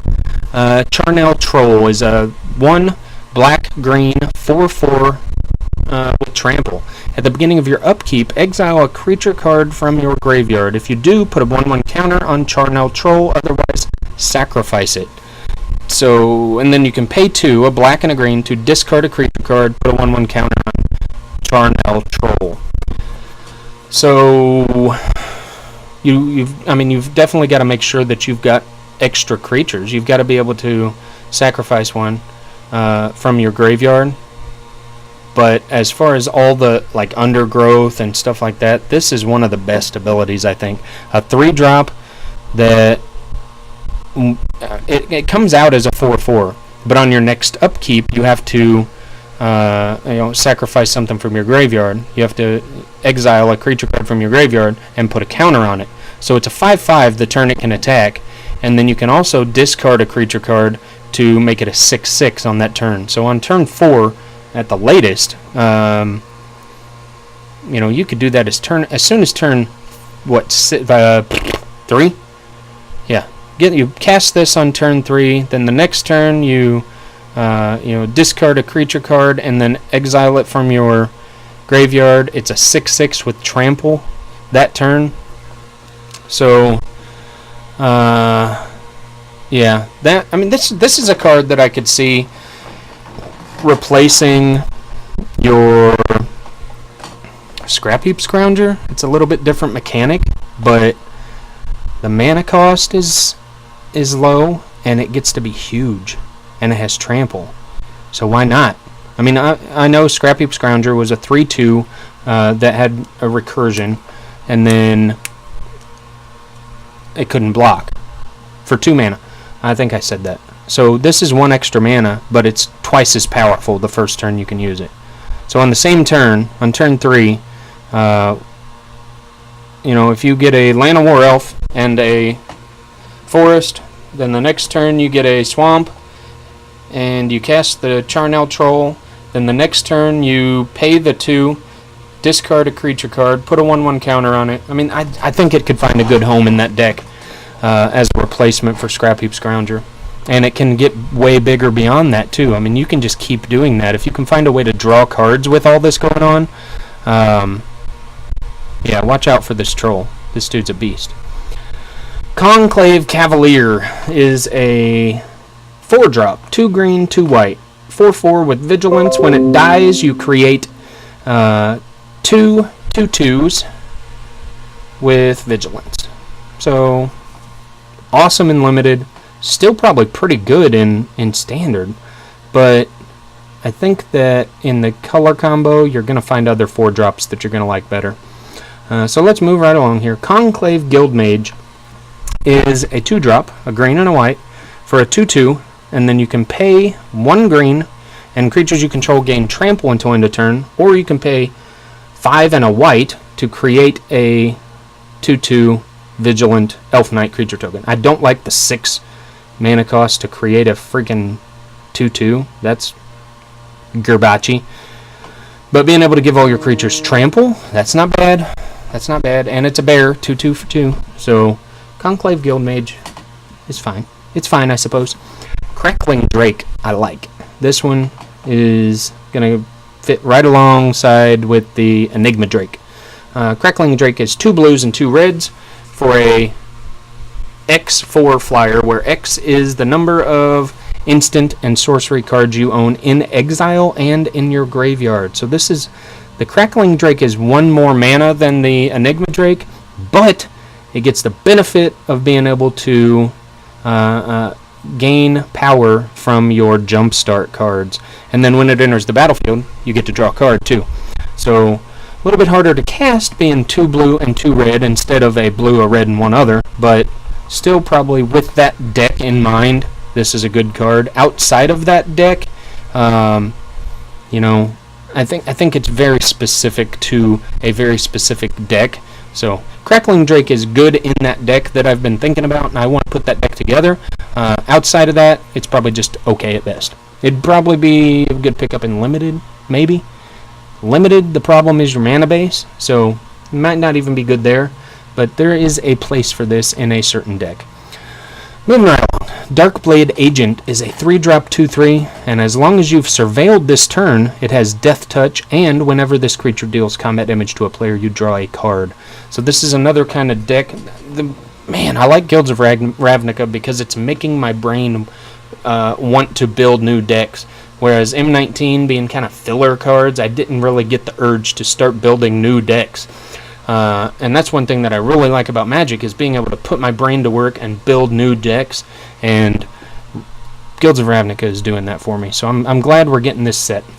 Darkblade Agent probably has a good home, especially in that surveilled deck. I mean, obviously that's where this is going to shine the best. 2/3 for 3 is just but if you've got it built into a good surrounding of other surveil cards, this could be fantastic. Deafening Clarion is a 3-drop sorcery, 1 a red and a white. Choose one or both. So for 3, you can deal 3 damage to each creature. You can make it so that creatures you control gain lifelink until end of turn, or both. So depending on your deck, depending on the usage, this could be very handy. Demir Spybug is a 2-drop 1/1 flyer with Menace. Whenever you surveil, it gets a 1/1 counter. This is another one that, I mean, especially, it's a 2-drop, so it fits really good. Drop that, start surveilling, things are going to be good for you. Flying, Death Touch, and let you draw a card. I love it. Disinformation Campaign is a 3-drop enchantment. When it enters the battlefield, you draw a card for each and each opponent discards a card. And then whenever you surveil, you can return Disinformation Campaign to your hand. So you cast it for 3, draw a card, each opponent discards a card, cast something with surveil, you can return it to your hand and recast it, so then you draw another card, discard your opponent's discard. Probably won't see play in limited or standard, unless, because like I'd rather have this Darkblade Agent than this, because this is going to let you draw a card. This benefits from surveilling. This is a 2/3 body for the same mana cost, but it's okay. It's pretty cool. This is reusable, so I guess there's that. Amara Soul of the Accord is a 2-drop 2/2. Whenever it becomes tapped, you create a 1/1 white soldier creature token with lifelink. So a lot of people have been going crazy about this. I don't know. It's fine. I'm going to just say it's fine. B+. Let's move right along here. Erstwhile Trooper is a 3-drop, 1 a black and a green for a 2/2, and it has the ability where you can discard a creature card and it gets +2/+2 and trample until end of turn. Activate this ability only once each turn. So that card can really help you to feed your Charnel Troll up here. There's lots of good mechanics in these. Man, these, like I said, the multicolor cards in this set are Phantasmo. Etrata the Silencer. This one it's a 4-drop, 2 a blue, a black for a 3/5 that can't be blocked. Whenever it deals combat damage to a player, you exile a creature they control with a hit counter on it, and then if they have 3 or more, they lose the game. So, but also when you do that, when it deals combat damage to a player, you have to shuffle Etrata into its owner's library. So I think the goal here would be to play something like Etrata the Silencer and then find a way to make 2 copies of it, swing with all 3 of them. Oh, but then it's legendary. So you've got to use Helm of the Host, because that makes it so that the copy is not legendary. I don't know if there's any other cards in Standard right now that are doing that. You use Helm of the Host, make 2 copies of this, wha-bam, swing out, you win. That takes a lot of setup. This is a 4-drop, Helm of the Host is a 4-drop and a 5 equip, so it's going to take you a couple turns to set this up. But in blue and black, you've got good control, so this would be an okay win condition probably. You know, get her out there, build up some mana, make it so you can counter stuff when they try to get rid of her. Helm of the Host, make copies, whatever. I don't know, probably never work. For a blue and a red, you get Firemind's Research, an enchantment. Whenever you cast an instant or sorcery, put a charge counter on Firemind's Research. Pay a blue and 1 other, remove 2 charge counters from Firemind's Research, and draw a card. Pay a red and 1 other, and remove 5 charge counters from Firemind's Research, and it deals 5 damage to any target. So at 2, this is probably okay to throw into the, is it Drake deck with the instants and stuff, or maybe even into the Wizard deck. The problem with the Wizard deck is I just don't think there's enough instant and sorceries, and with this Drake deck that I keep talking about, I keep adding stuff in, like, hey, you could put that in there, hey, you could put that in there, but if I put all that crap in there, then there's no room for instants and sorceries in that deck either. So with all these cards that say you get a benefit from instant and sorceries, You've got to have a good number of instants and sorceries to be able to take advantage of those, which means you can't just stack all these cards in and expect to get, reap the rewards, because you've got to have a good mix of everything. So that's another one that could find a home in that type of deck. It's only a 2-drop, so that's good. But with that, I think I'd rather have Goblin and Electromancer as my 2-drop. Makes all your instants and sorceries cost 1 less. That's a good reprint. We'll get there. We're not there yet. Garrison Sergeant is 3, a red and a white. Has double strike as long as you control a gate. 3/3.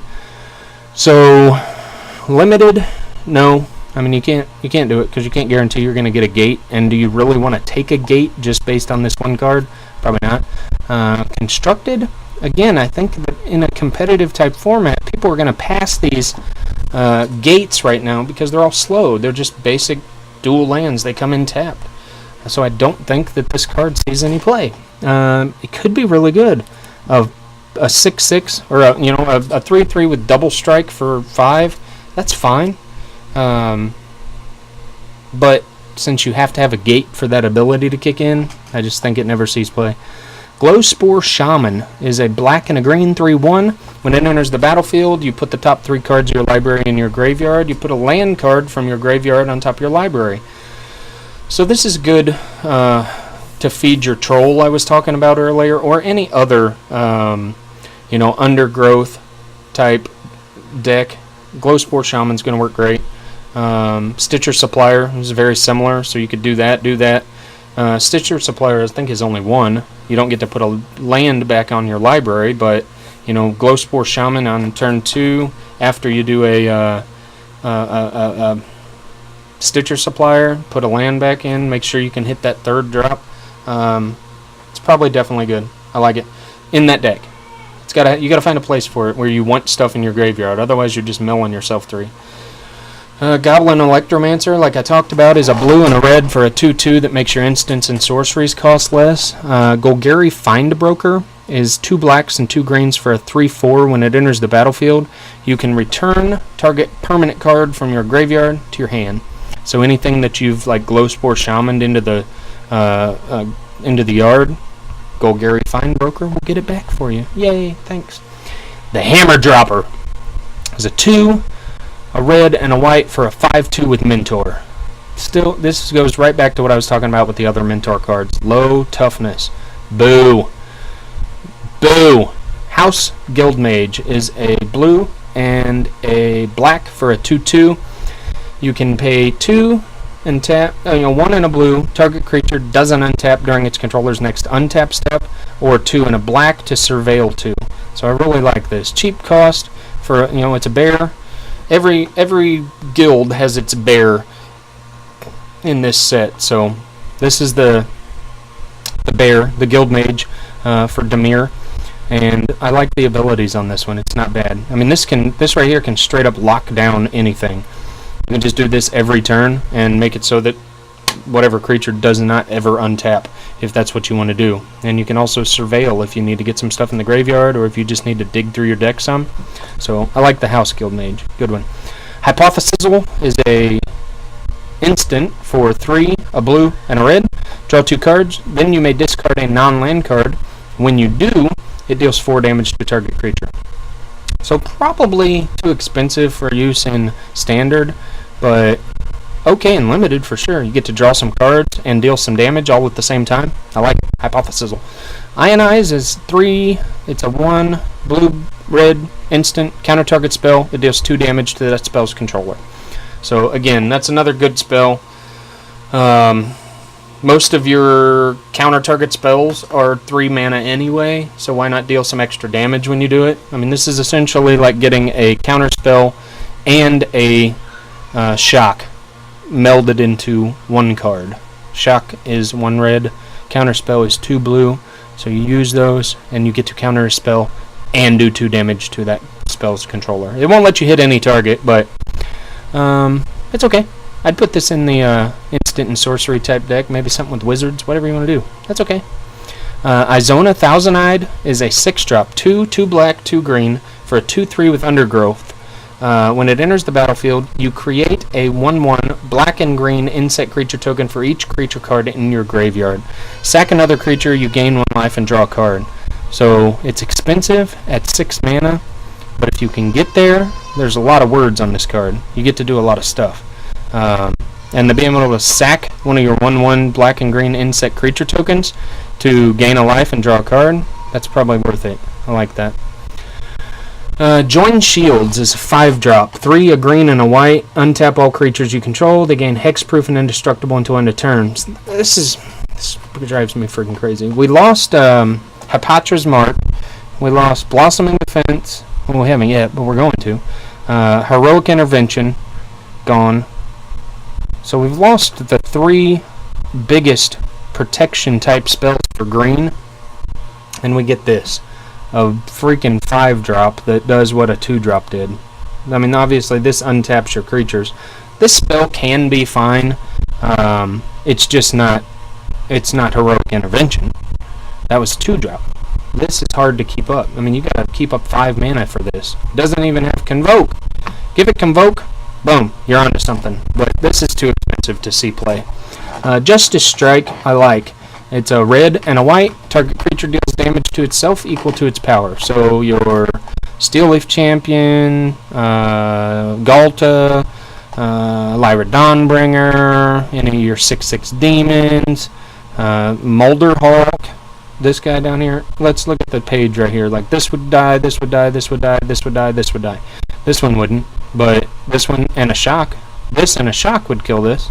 So whatever. It's going to kill most things. Like everything here would die except this one. So Justice Strike. Target creature deals damage to itself equal to its power. Simple enough. I like it. Night of Autumn is a 3-drop. 1, a green and a white for a 2/1. When it enters the battlefield, you can either put 2 1/1 counters on it, destroy an artifact or enchantment, or gain 4 life. So if you're running a deck that is green and white and it has the Reclamation Sage in it, take that out, put this in, you're good to go. Lazav the Multifarious is a 2-drop 1/3, blue and a black for a 1/3. When it enters the battlefield, you surveil 1, and then you can pay X, and it becomes a copy of target creature card in your graveyard with converted mana cost X, except its name is Lazav the Multifarious. It's legendary in addition to its other types, and it has this ability. So obviously you mix this up with a Surveil deck, make it so that this thing can copy whatever's in your graveyard. This would not be a way to take advantage of Etrata, because this,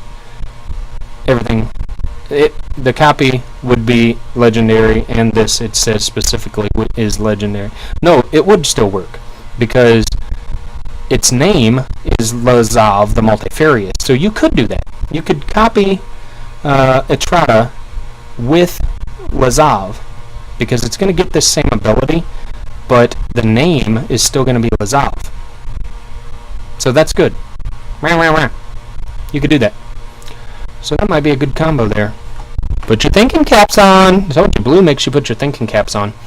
League Guildmage. This is the Izzet Guildmage. A blue and a red for a 2/2. So this is their bear. And then you can pay 4, a blue and 3 other to draw a card. Or you can copy target instant and sorcery spell you control with converted mana cost X. And choose new targets for the copy by paying a red and X. So that's pretty cool. Ladev Champion is a 3-drop, 1, a green and a white for a 2/2. When it attacks, you may tap any number of untapped creatures you control, and it gets +1/+1 until end of turn for each creature tapped this way. And then you can pay 5 to create a 1/1 white soldier creature token with lifelink. That's it. I don't know what the hell their problem is, but this is the second card I've seen that you had to pay 5 to create a 1/1. What the flippin' heck is going on here? Why? Is that the standard price for adding this ability onto a creature? I don't know. That's stupid. Legion Guildmage is the Boros Guildmage, a red and a white for a 2/2. It's their bear. I don't like the abilities on this one really. They're expensive. 5 and a red, tap it and it deals 3 damage to each opponent. And 2 and a white, tap it and tap another target creature. So Yeah, I don't like the abilities on the Legion Guild Mage. Whatever. Pass. March of the Multitudes is a Convoke spell. It costs a white, a green, and X. When, like I said, it has Convoke, so you can use your creatures to cast this spell, and then you create that many 1/1 white soldier creature tokens with lifelink. So this, for 5 mana, will create you 2 1/1 white soldier creature tokens with lifelink. But this stupid ability on this card only creates 1 for the same mana. But this really, I mean, you can use this to create a lot. You get a lot of mana, get a bunch of mana, pump it into March of the Multitudes, and just poop out a bunch of 1/1s. Or 4/4s if you get that enchantment we looked at a while ago. Anyway, Mnemonic Betrayal is a 1, a blue, and a black for a sorcery. Exile all cards from all opponents' graveyards. You may cast those cards this turn, and you may spend mana as though it were mana of any type to cast those spells. At the beginning of the next end step, if any of those cards remain exiled, return them to their owner's libraries, and you exile Mnemonic Betrayal.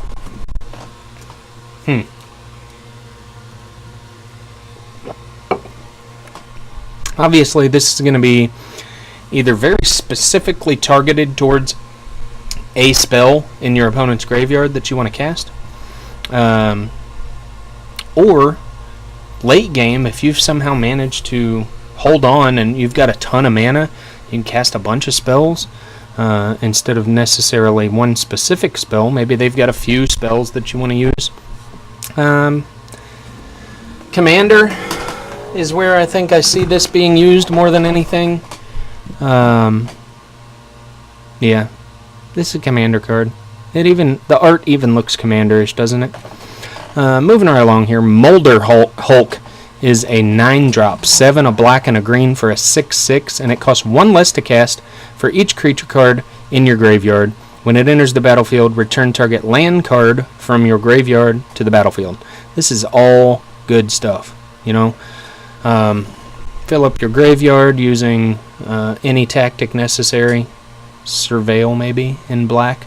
Or just attacking in and losing creatures, whatever the case may be. Make this thing cheap. You can get it down to where it's only a 2-drop 6/6 and let you get a land card back. So I don't know if it'll ever see play just because of how specific it is to like needing certain things to work.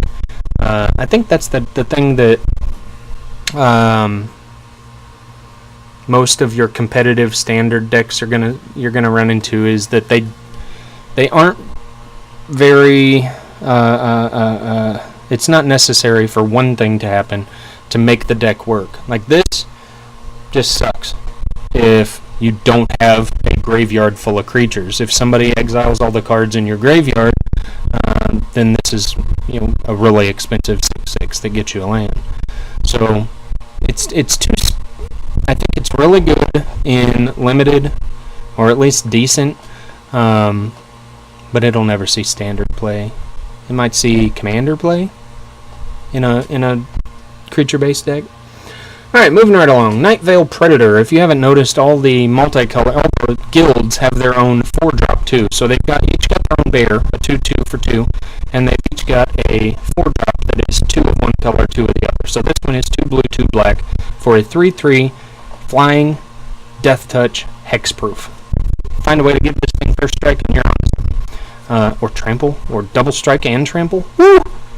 Now we're getting crazy. No, but seriously, a 3/3 flying, death touch, hexproof for 4. That's fine. It'll get used somewhere.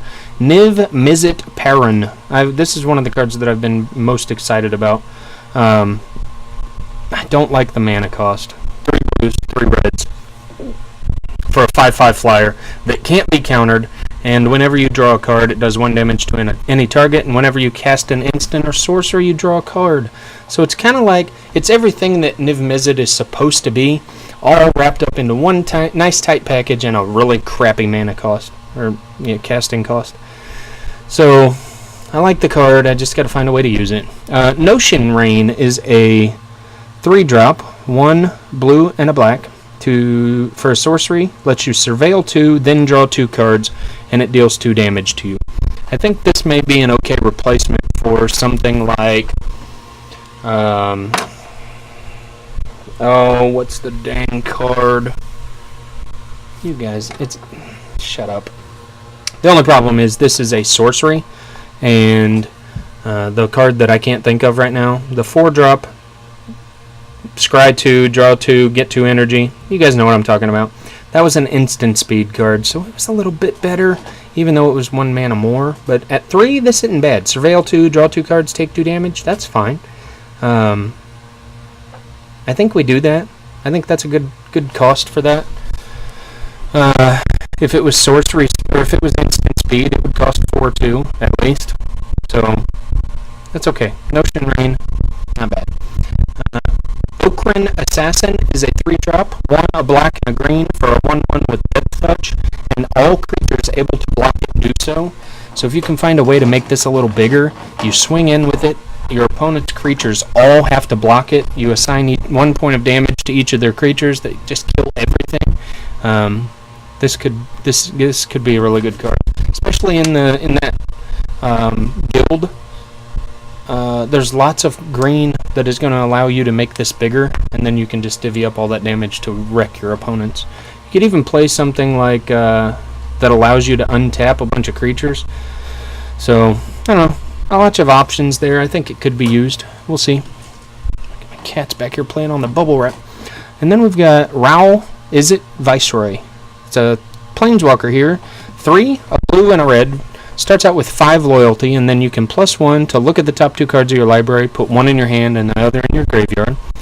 -3, it deals damage to target creature equal to the total number of instant and sorcery cards you own in exile and in your graveyard. So what was I talking about before? Your jumpstart spells. This is going to work with those. And then -8, you get an emblem with whenever you cast an instant or sorcery, it deals 4 damage to any target, and you draw 2 cards. So if you ultimate this, you're going to win. Especially since the deck that you've got this in has Enigma Drake and a bunch of instant and sorcery spells. So you ultimate this thing, you win. But I think this can find a home in the deck that I've been talking about the whole time I've been going through this these cards. Where are we at? We're at 195 of 259, so we got to keep moving. Rhizome Lurcher is a 4-drop 2/2. It enters the battlefield with a number of +1/+1 counters on it equal to the number of creature cards in your graveyard. So I think that the other, the 3-drop that we looked at earlier is probably better than this one. But this is a common too, so it'll probably be a lot cheaper. Moving right along. Rosemane Centaur is a 5-drop 4/4 with Convoke and Vigilance. It's okay in limited, but I don't think it'll see any standard play. Another common card here. 1, a red and a white for Sky Knight Legionnaire. It's a 2/2, flying and haste. Not bad.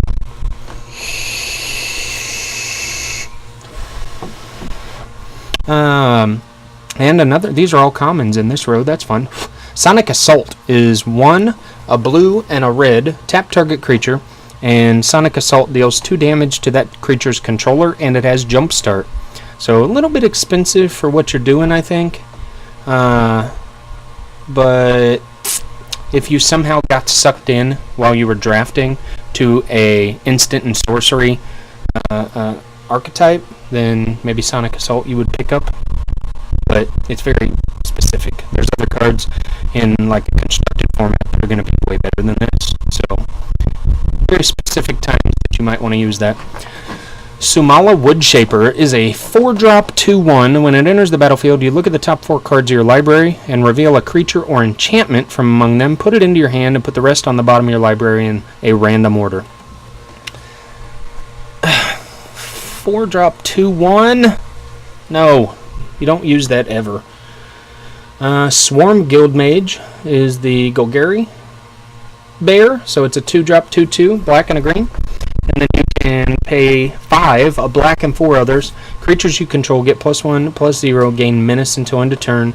Or you can pay 2, a green and 1 other, tap and you gain 2 life. This is one of the guild mages that I like. It gives you a usable ability that makes sense for the cost. So this one's decent. Will it see play in standard? Constructed? I don't know. If you get into these colors in a draft, pick it up. I don't know why you wouldn't. it does good work. Swath Cutter Giant is a 6-drop 5/5 with Vigilance. Whenever it attacks, it deals 1 damage to each creature the defending player controls. So this is definitely good in limited. Probably not going to see any play in standard. Swift Blade Vindicator is a 2-drop 1/1 double strike Vigilance Trample. I'm using this card in a red, white, and green aura deck alongside the Valduke and the other Fire Keeper dude, because you put a bunch of enchantments on this thing, and it's nice. It's a very nice. Tajik Legion's Edge is a 3-drop 3/2 with Haste and Mentor. Prevent all non-combat damage that would be dealt to other creatures you control. So, I think when I first read this, I didn't like it because I was comparing it to the old Tajik, the 2/2 that got +5/+5 if it attacked with 2 other creatures and was indestructible. But looking at this now and thinking about it a little more, I mean, it's not bad. Now, you can just shock him. He's got Mentor, so he's got a low toughness. Apparently, that was a requirement for Mentor cards. They can't have very high toughness. Which I think is going to be what holds back the Mentor ability from doing any good work, is the fact that you can't do it. You can't keep him around. I mean, that thing dies to shock.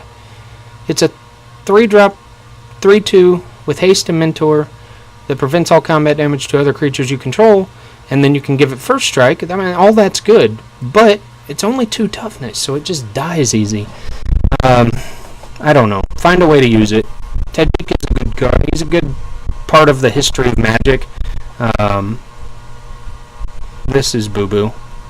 I think instead of making it so that he can gain first strike, they should have made it so that he could gain indestructible by paying a certain amount. Then they would have been onto something. This card could have been great if this was pay 2 or pay 3 and it gains indestructible.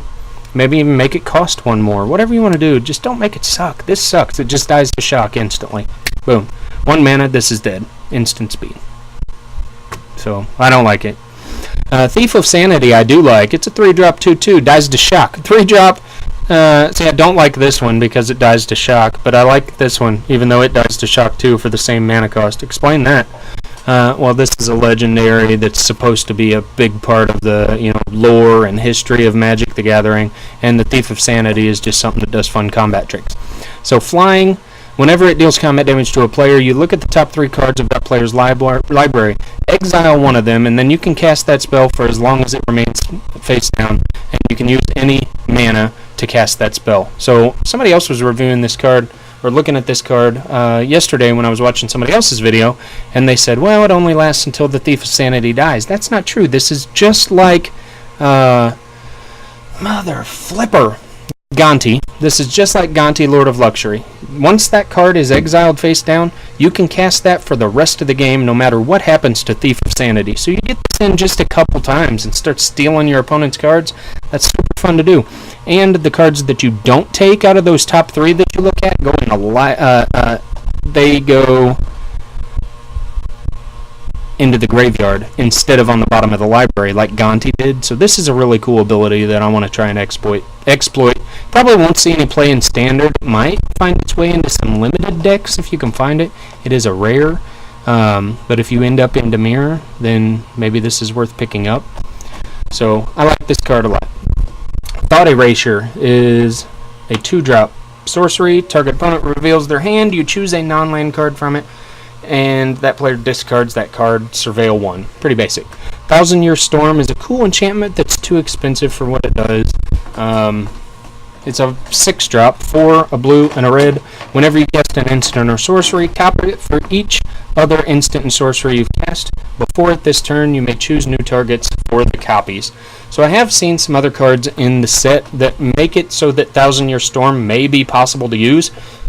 But again, it's a 6-drop. It's very expensive. So I don't think it's going to work. I just don't think it's going to work. Sorry, 1,000-Year Storm. But if Commander, this is going to be fantastic. Anytime you cast a spell, it's just going to storm, right? That's what the ability's called, where you copy it for each spell cast before it. So this gives all your instants and sorceries storm, essentially. But it's 6. Everybody hates storm. That's why it's so expensive. But it's cool that they brought this card back, or brought this ability back in a way on one card. So we'll keep it. Trostani Discordant is a 5-drop 1/4 that gives other creatures +1/+1, other creatures you control. You create 2 1/1 white soldier creature tokens with lifelink when it enters the battlefield, and at the beginning of your end step, each player gains control of all other creatures they own. So what's that mean? That means that for 5 mana, which is the ability cost on some of these other cards that it costs to create 1/1/1, this creates 2 and is a 1/4 by itself, and it gives other creatures +1/+1. So for the price, I feel like this is really good value. Will it find its way into standard? I don't know. Maybe in a token deck of some kind, this is really good. This last ability, I mean, it's not really all that often that you lose creatures, but if somebody does try to take your creatures, then this is going to make it so that or if you use an ability where you swap creatures with someone, then you just get your crap back. But everybody gets their crap back. So if you're swapping, then you've got to give them their stuff back too. So it's kind of it just eliminates that part of the game. So makes it so that if somebody's taking your stuff, they're not going to be able to keep it. So I'd keep an eye on this one. This one may be okay. It's 5 mana.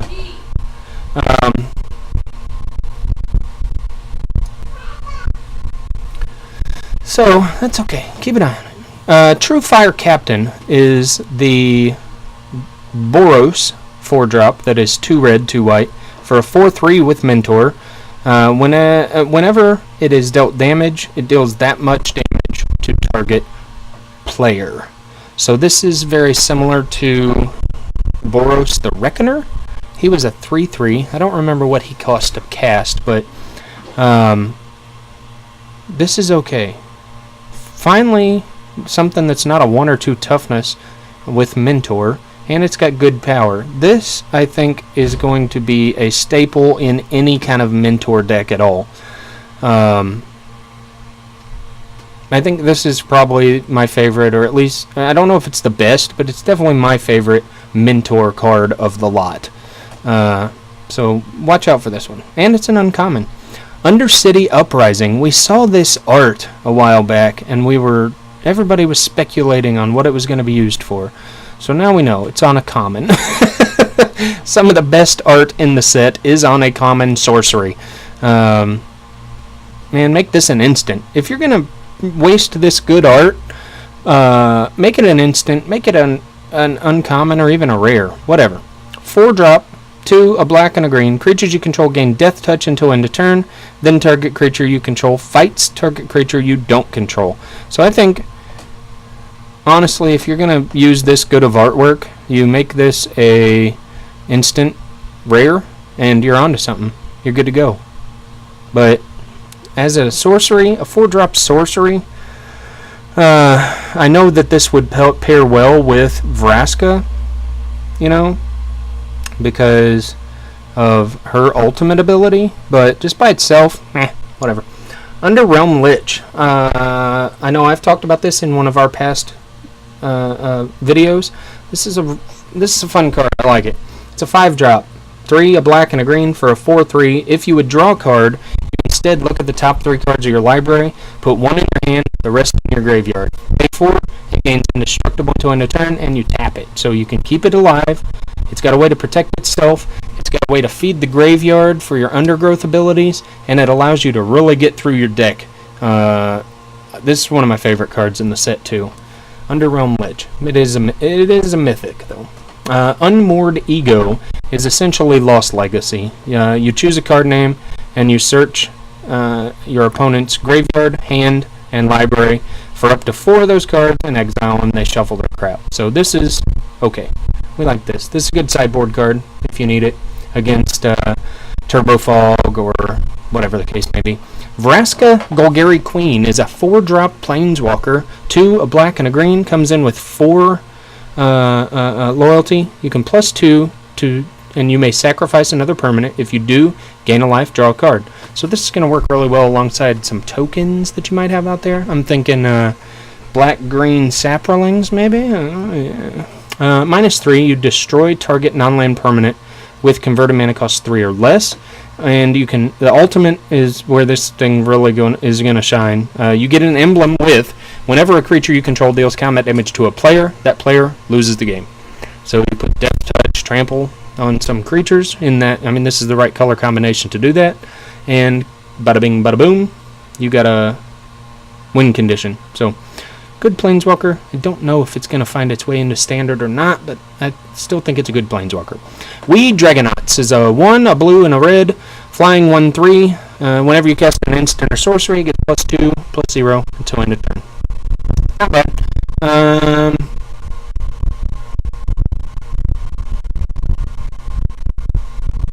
Play it alongside an Enigma Drake in that type of deck, maybe.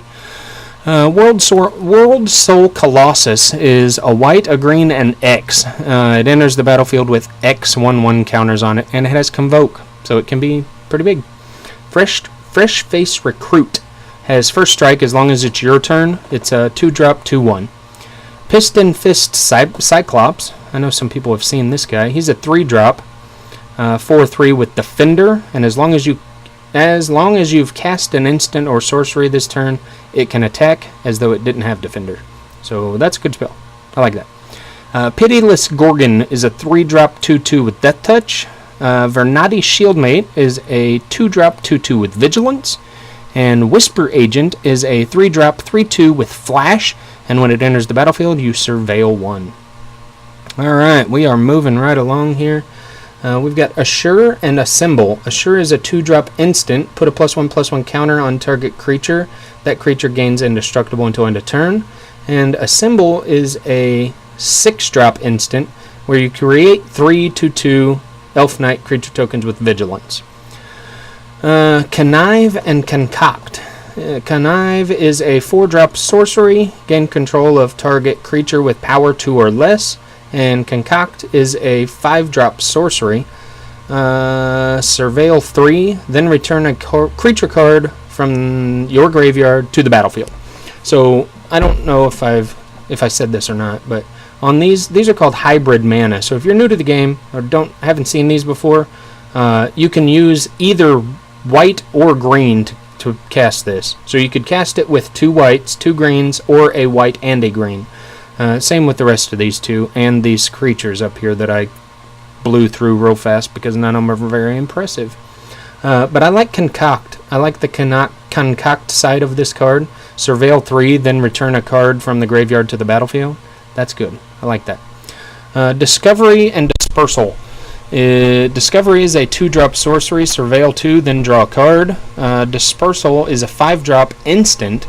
Each opponent returns a non-land permanent they control with the highest converted mana cost among permanents they control to its owner's hand, then discards a card.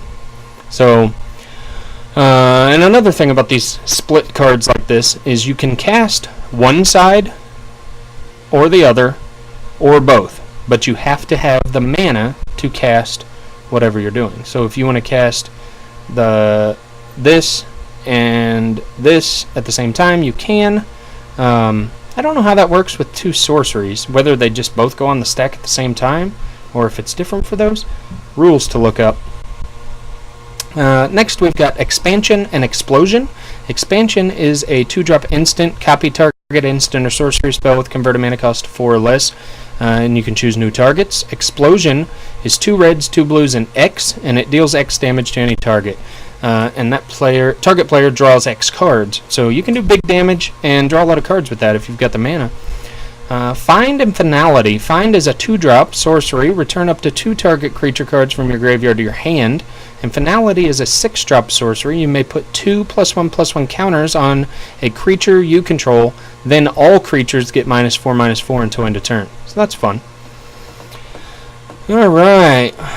Next we've got Flower and Flourish. Flower is a 1-drop sorcery. Search your library for a basic forest or plains card, reveal it, put it into your hand, then shuffle your library. I'm skipping through a lot of these pretty fast because most of them just feel like kind of filler cards.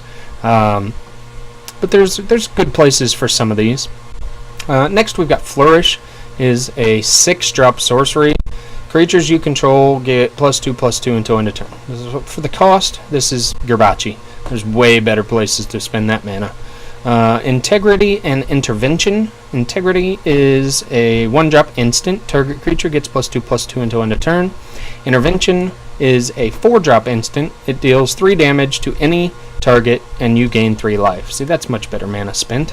What do we got here? Invert and Invent. Invert, switch the power and toughness of each of up to 2 target creatures. So that can be very useful. You know, you could save your creature, you could save your own creature and kill somebody else's. You can make your creatures bigger for attack purposes or defense purposes, you know, depending on what their power and toughness is. After blockers are declared and somebody says they're not going to block your 1/4 flyer, you switch it, make it a 4/1 flyer. So that's fun. Invent is a 6-drop instant. Search your library for an instant card and or a sorcery card.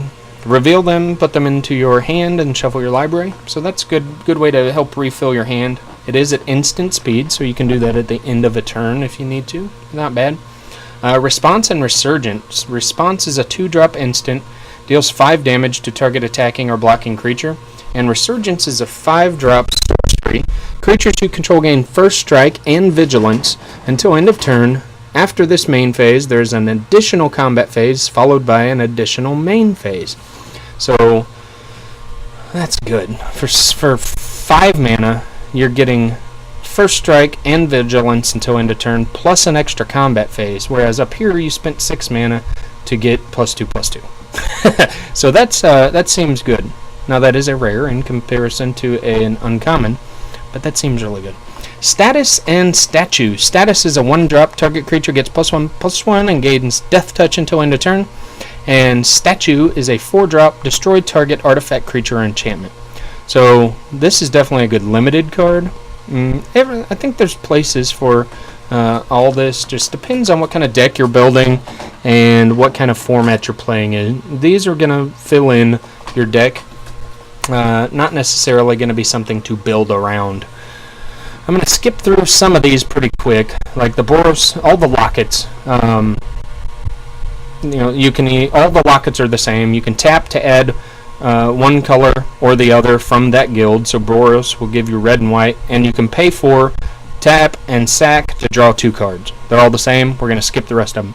Chamber Sentry, pay X, and it comes in with X/1/1 counters on it. It comes in with a +1/+1 counter on it for each color of mana spent to cast it. This is a commander card, I feel like. And then you can pay X, tap, and remove that many counters to deal X to any target. And then you can return it from your graveyard to your hand by paying 1 of each color. So probably a good commander card. I feel like they're trying to keep up on using some kind of construct like this every few years.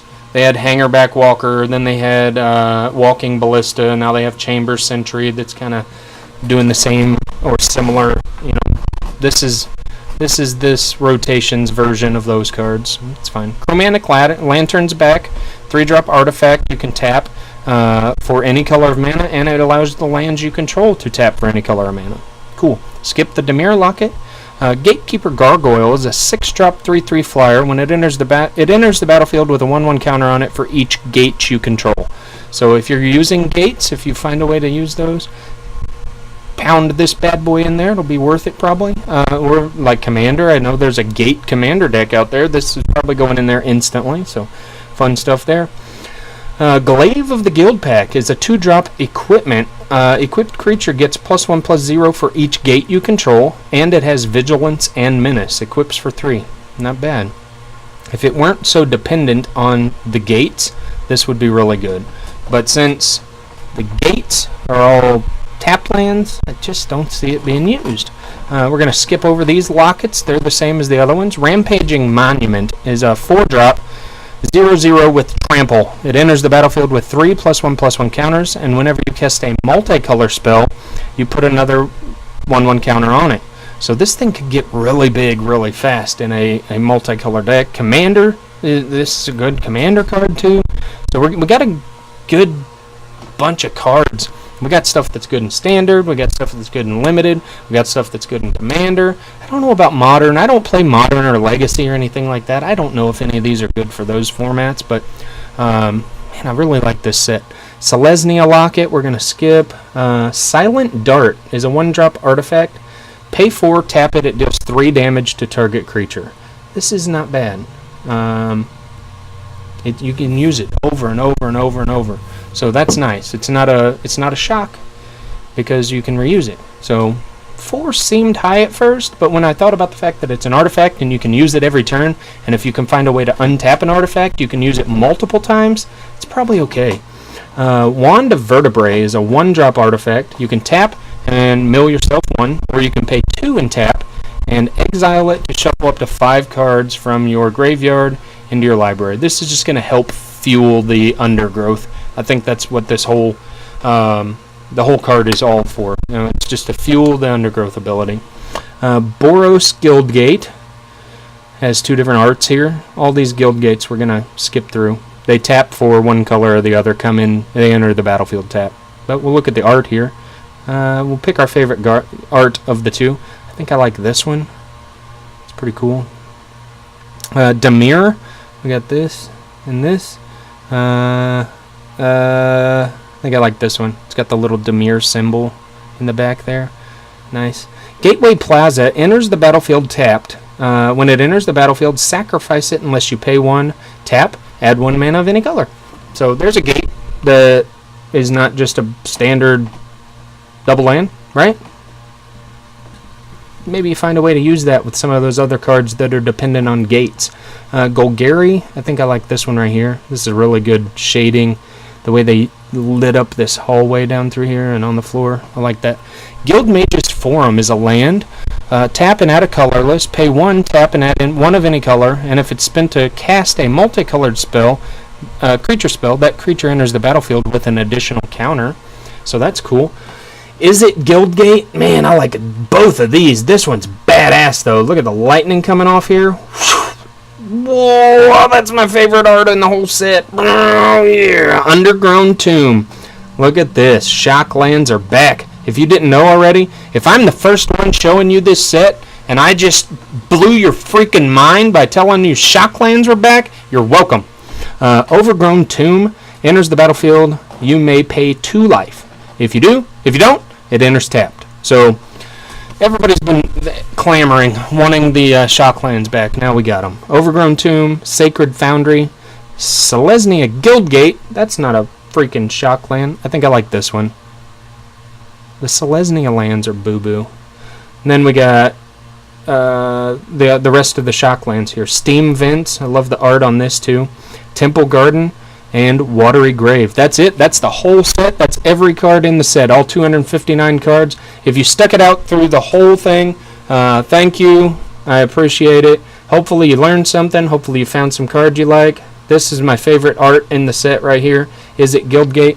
And my favorite card in the whole set is a tie between I think Thief of Sanity, because I want to find a way to abuse that card. Or maybe the Charnel Troll. Those are both good. 3-way tie between those two and a common that I fell in love with just today. Severed Strands. I really like this card. I think it's going to do really well. Unless I'm missing something. So like I said, if you watched the whole thing, hopefully it was helpful. Hopefully you learned something. Hopefully you got your thinking caps on. And you have started to think about how you're going to build decks with Guilds of Ravnica. Thanks for hanging in there with me. I have really enjoyed going through all these cards. We'll see you next time. Deuces. Hey, thank you for watching. If you enjoyed this video, go down below and find that subscribe button. Press it and the notification bell so that you'll know when we post new videos. If you've got some feedback, follow that arrow to the comment section and let us know what you think. See you next time.